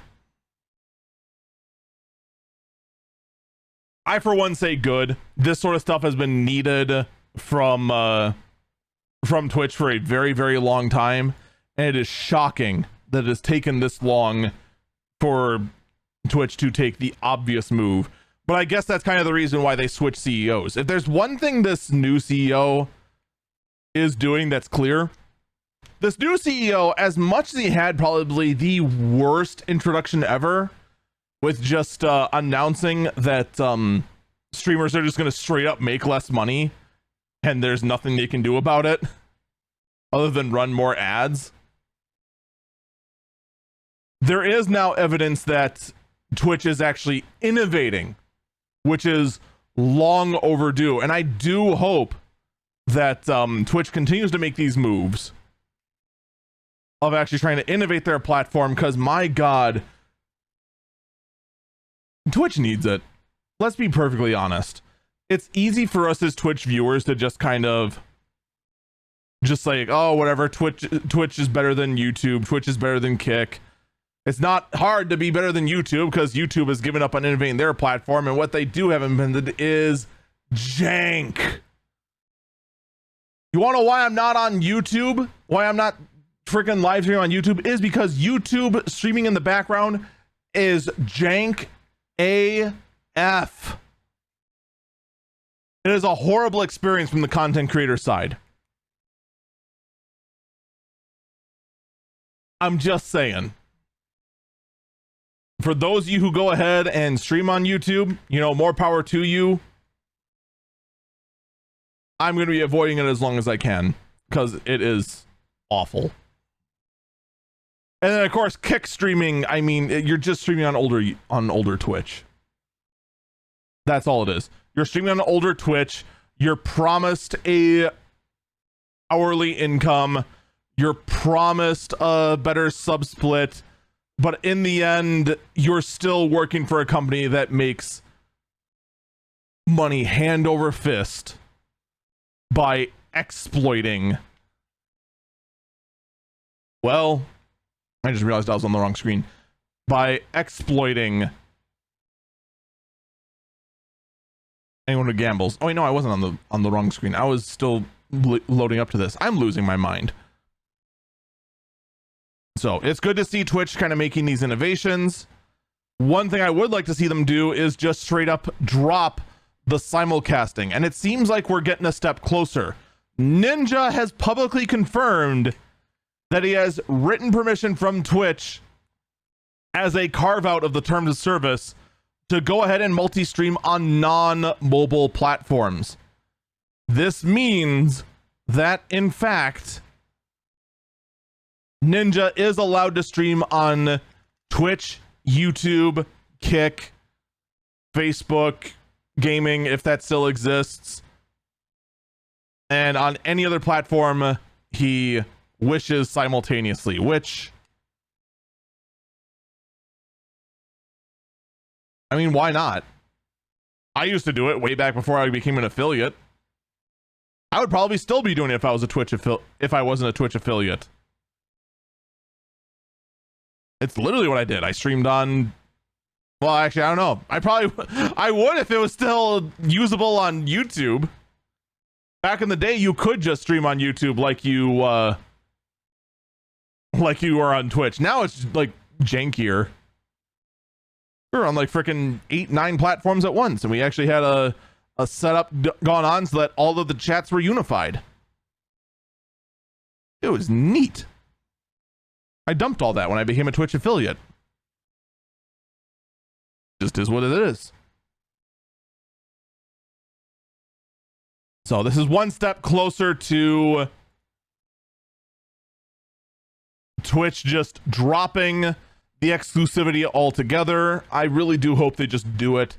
It's stupid because they're literally the only platform that does it. And quite frankly, they really should be focusing more on innovation rather than just saying, no, you can't go anywhere else. No, no. It's stupid. In other gaming news, though, Baldur's Gate is going to be coming to Xbox this year, still in the year 2023, as a compromise for the Series S has been found as far as getting this thing to launch on both the Xbox Series X and Series S.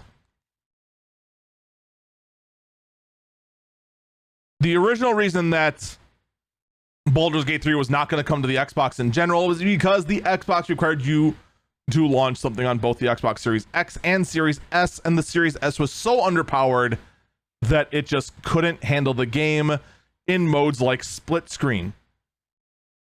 So they had to go find a workaround. A workaround has been found, and it's going to be ready this year. The exact release date is unknown at this time, but it will be coming out. I still just want to say, holy cow, it is still amazing to me how many other gaming companies are still absolutely afraid of Baldur's Gate. It is staggering. How many are still just like, you can't expect this kind of quality from us. You cannot expect us to go ahead and follow in these footsteps. Oh, no. We can't just make a fully function. You expect to just make a game and actually have it be good? That is an unrealistic expectation.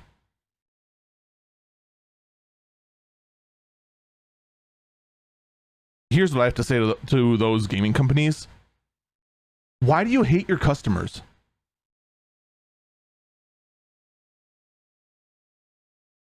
Seriously. Why do you hate your customers? Why do you hate progress? Why do you hate actually having to go ahead and release good content?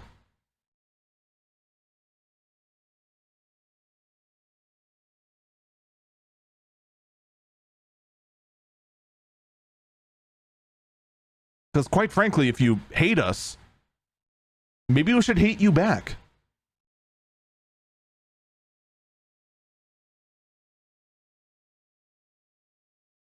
Even companies I enjoy, all right, like Square Enix, for example. I love their work. I love the games.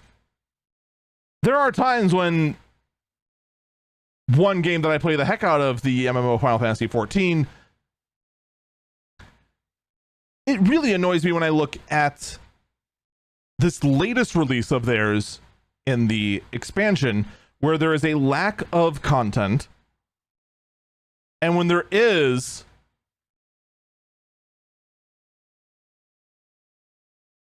very good looking skins and cosmetic items, it is locked behind a paywall.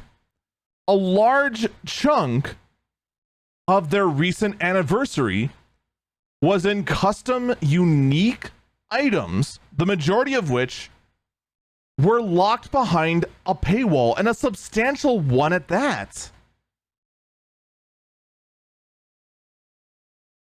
Granted, there is a bigger than usual in-game celebration and in-game rewards within the actual game to celebrate their 10-year anniversary. But the fact of the matter is, there is a large amount of cosmetic items locked behind a paywall. And I'm not going to lie, I'm not going to sugarcoat it. I love the game, but holy cow, that is greedy AF. And that's on a game we already pay a monthly subscription on.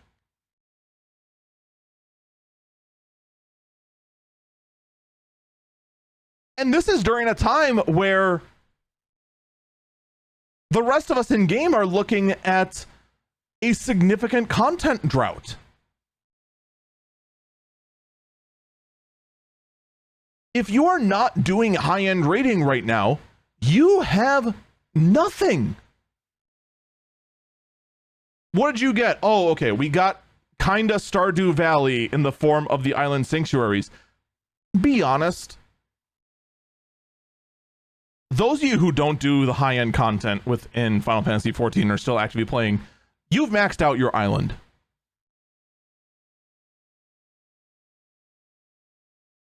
Okay? You already maxed it out. You have very little motivation to go ahead and do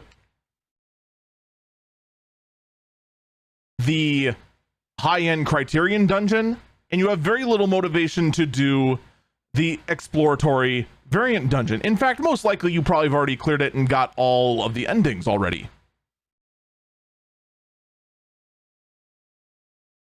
But then they go ahead and spend effort to make these beautiful cosmetic items and then put it behind the shop, instead of investing those efforts into the actual content of the game, which is currently severely lacking. Normally you'd have an exploratory area. You would have some sort of big heavy grind you could do for the relic weapon. Instead, the relic weapon this time around is just a massive drain on a currency that is used for crafting and has now turned the economy of crafting into an actual hellscape.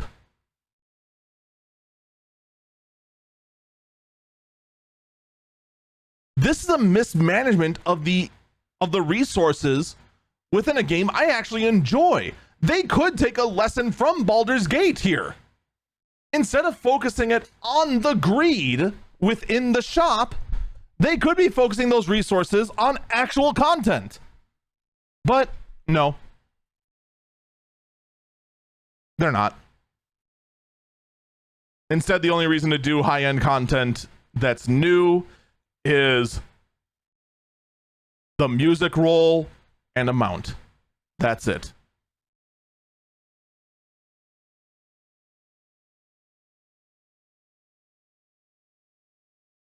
I'm sorry, but it comes off as greedy. I love the critically acclaimed MMORPG Final Fantasy XIV, which includes a free trial up to level 70 in the award-winning expansion Stormblood, with no restriction on playtime. But their latest moves for this 10th anniversary feel kind of greedy.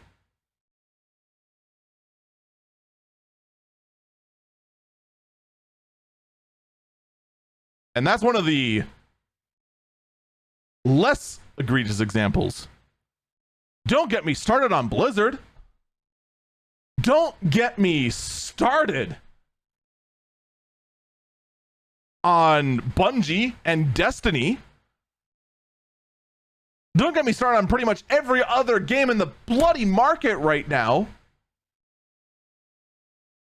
or the mobile market in general. They make Square look like a saint.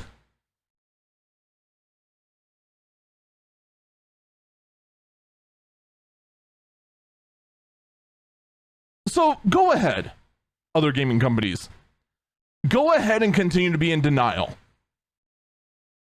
We're going to sit here and call you out for what it is. It's denial. Plain and simple.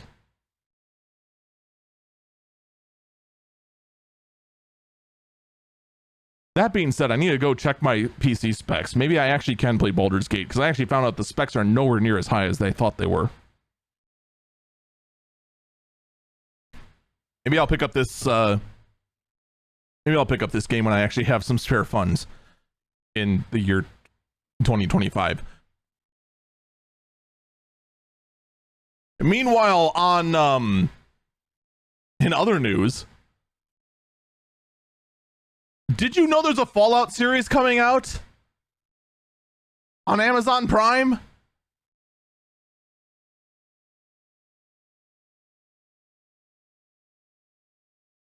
Apparently it's coming out next year, and I didn't know this was a thing until I started just digging around to see if there were any other stories that weren't rumors, and then found this. I am blown away that this is actually a real thing that really exists. But apparently there is news that will be coming out in the year 2024. We will see what that has to do with anything.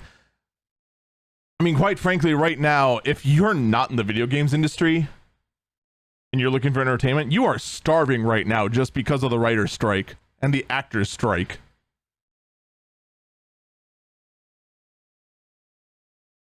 Apparently it's getting worse. So, I mean, things are going to get really strange in the media consumption market. You know, if I can give you some solid advice, come here. If I can give you some solid advice and you're looking for media to consume, may I recommend the silly shenanigans of a RPG streamer that riffs on things Mystery Science Theater 3000 style at twitch.tv/Eagle Falcon. He streams every day except Friday, with a more consistent schedule as of recently, because his life is far far less chaotic than it was previously. Or at least he says for realsies this time. All right, with the absolutely shameless plug out of the way and telling you how to spend your life, let's talk about AMD, who is actually for once trying to save us from Nvidia, and it's about bloody time. AMD has introduced the RX 7700 XT and the 7800 XT. The 7800 XT apparently does not have a back bracket at all, according to their own pictures, but I think that's more of a oopsie whoopsie problem. Now, here's the funny thing with trying to get information on these. This was announced Friday. I cannot find an article talking about these cards. And here's the worst part. They're aimed at the Nvidia 4070 and 4070 Ti. And I know they cost $100 less than both of them and perform comparably. That is huge, especially since you're talking about a tier of card that costs $500 to $600. And, or actually, I think it's actually more than that. I think it's $600 to $700. And AMD is trying to target $100 less. It's about time. What freaking kept you? And why the heck is no one talking about this? Did all your guys go home? Oh, it's Gamescom. Nobody cares about that. What is wrong with the tech media lately, for crying out loud? I did get this information from Jay's 2 cents. And then I had to corroborate it by making sure AMD talked about it. And here's the best part. AMD didn't list the price.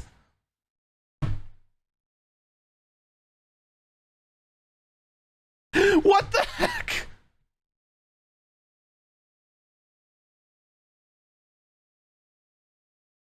The best part about this bloody thing is the price. It's actually competitive with Nvidia, and they don't list it. What is wrong with you, AMD? Ah! Come on, man. Oh. Meanwhile, Nvidia is just not caring at all about people. They care more about AI companies, which are more machine than man, and are expected to make $13 billion in the second quarter just from AI chip sales alone, which is absolutely disgusting.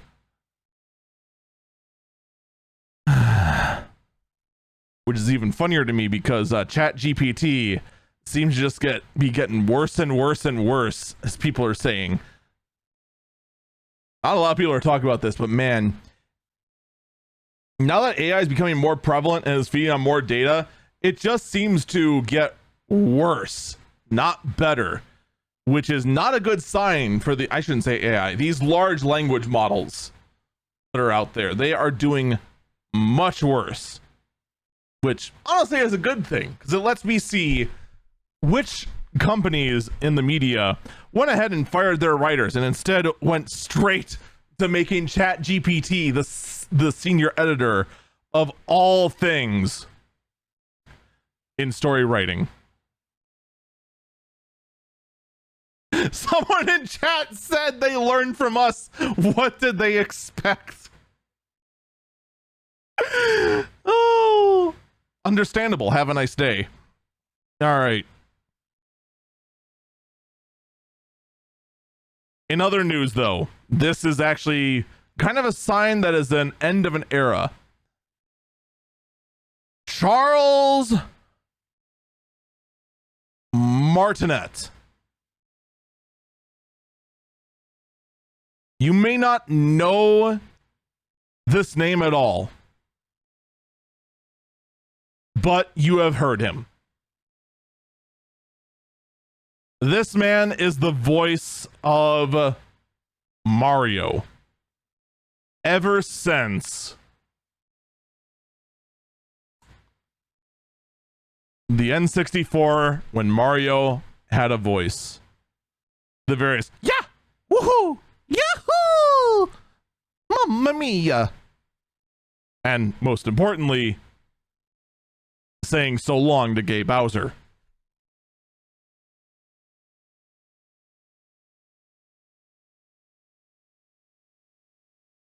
He is going to no longer be the voice of Mario and is instead moving on to a new role called Mario Ambassador.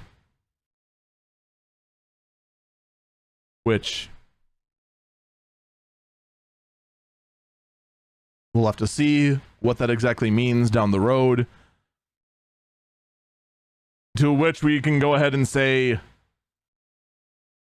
your voice shall be missed. Now, who are they going to bring on to replace Mario's voice? I don't know. I actually haven't seen the Mario movie, so I don't know if, oh God, what was his voice actor? What was Mario's voice actor in the new Mario movie? It was a really weird, Chris Pratt. Thank you, chat. Who knows if Chris Pratt will end up being the new voice? I actually haven't seen the Mario movie, so I don't know how good it was. I do know that Jack Black did Bowser. And from what little I heard, I would have never guessed Jack Black would make a good Bowser. And holy cow, does he make a good Bowser. That was just in the little bit of the trailers I've seen. Holy smokes. I thought that was going to be a disaster casting. I have never been more wrong. And I am glad I was wrong. I need to go and watch that. What, is it on Netflix yet? Is there a reason to renew Netflix yet? No? Okay. Chat saying that Chris Pratt was okay, a bit mid. I'm getting corrections on how to pronounce Charles' name, and I'm not gonna bother. Apparently it's French, judging by the way they're telling me to pronounce it. To which I say, good luck, Charles. I'm going to show you respect by not trying to pronounce your last name anymore.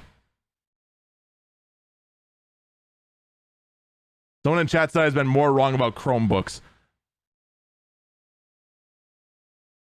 I have never been more correct about Chromebooks ever. You are an idiot in denial. Chromebooks are a piece of manufactured e-waste. You know it, and I know it. Chromebooks are more of e-waste than this Super Mario Brothers Game & Watch I bought. You stop this gaslighting right now.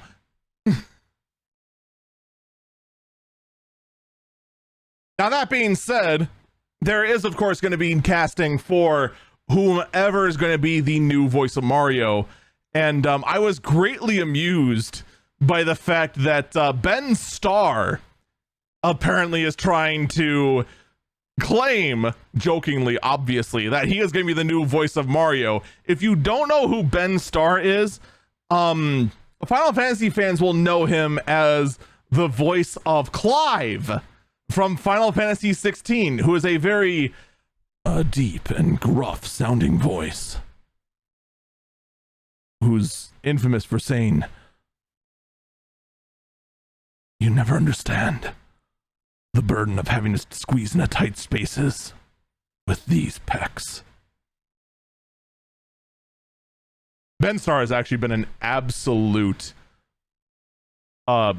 complete troll on Twitter with his absolute meme-worthy posts, with just like taking his like deep gruff voice and trying to say dumb things like "one ticket to Barbie, please." It's just an absolute joy. He'd be a terrible cast for Mario, by the way. He would be absolutely terrible as a general cast for Mario. Let's get that right there. Abso-frickin-lutely terrible cast. But it would be entertaining as heck.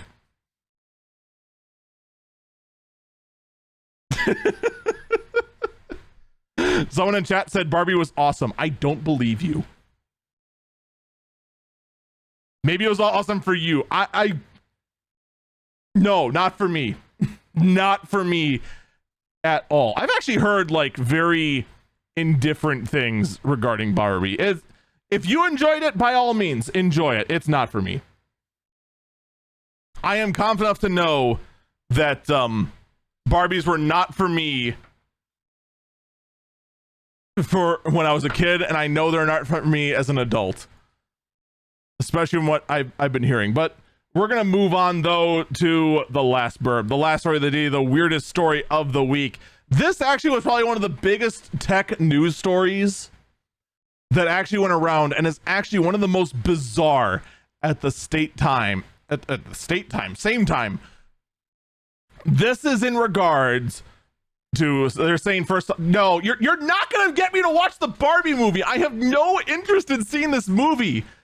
Look, chat. All right. Real talk. I'm not coming to this as a podcaster. I'm coming to this as an actual content creator. Do you really want me to go ahead and spend 2 hours watching a movie I know I'm not gonna like because I'm not the target market for it? Or would you rather I continue to make content?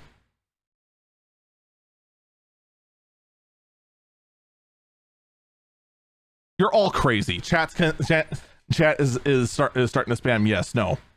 You think you do, but you don't.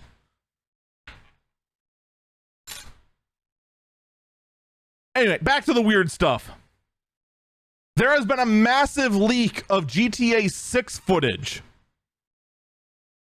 And the way it's been done is actually kinda hilarious.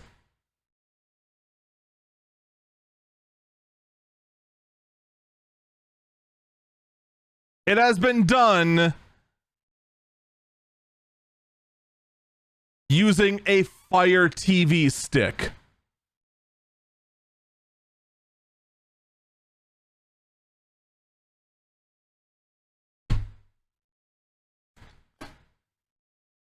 In a hotel room.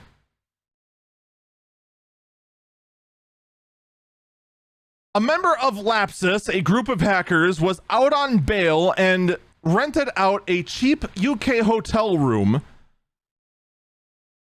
who then used a Fire TV stick, a smartphone, keyboard, and mouse to get into the computer of one of Rockstar to go ahead, get the footage, and then leaked it out.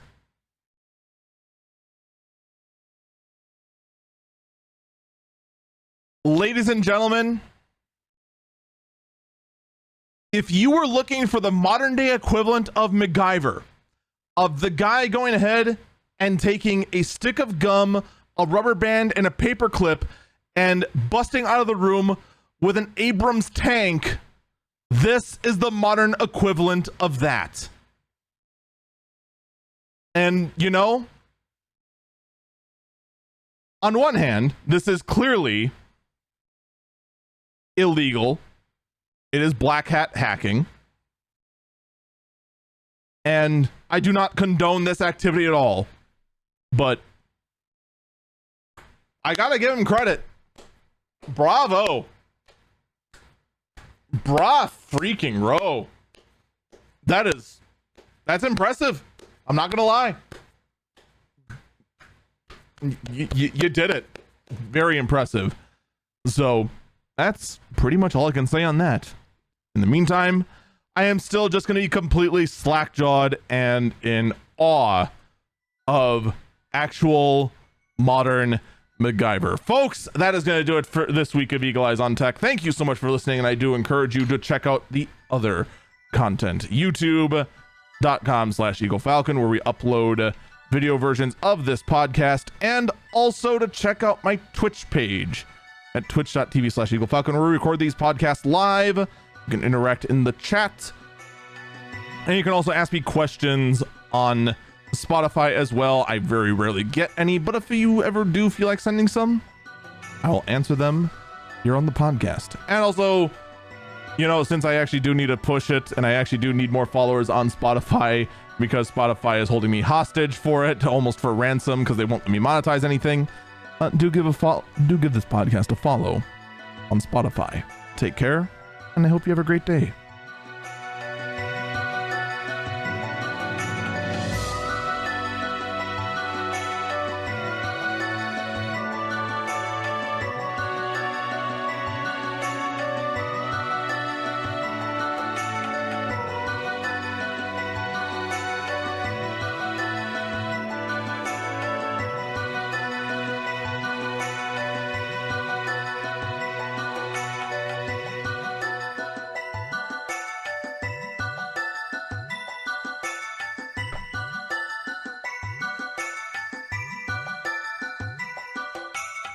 You know what Rockstar should have done? If they want to avoid being hacked next time, they need to push for more movies to go ahead and be out on the Fire TV stick. That way, the hackers are less inclined to go ahead and use the Fire TV stick for malicious needs and instead go ahead and watch Barbie on it. I'm sure that would have prevented all of this. Yes, the Barbie movie will solve all your problems. Just watch that on the Fire Stick instead of hacking. Seriously though, how the heck did they do it? I'm still confused by this. Like how? I'm pretty sure the answer is just going to somehow end up being Linux. That's probably just going to be the answer. It's just Linux. Everything is Linux.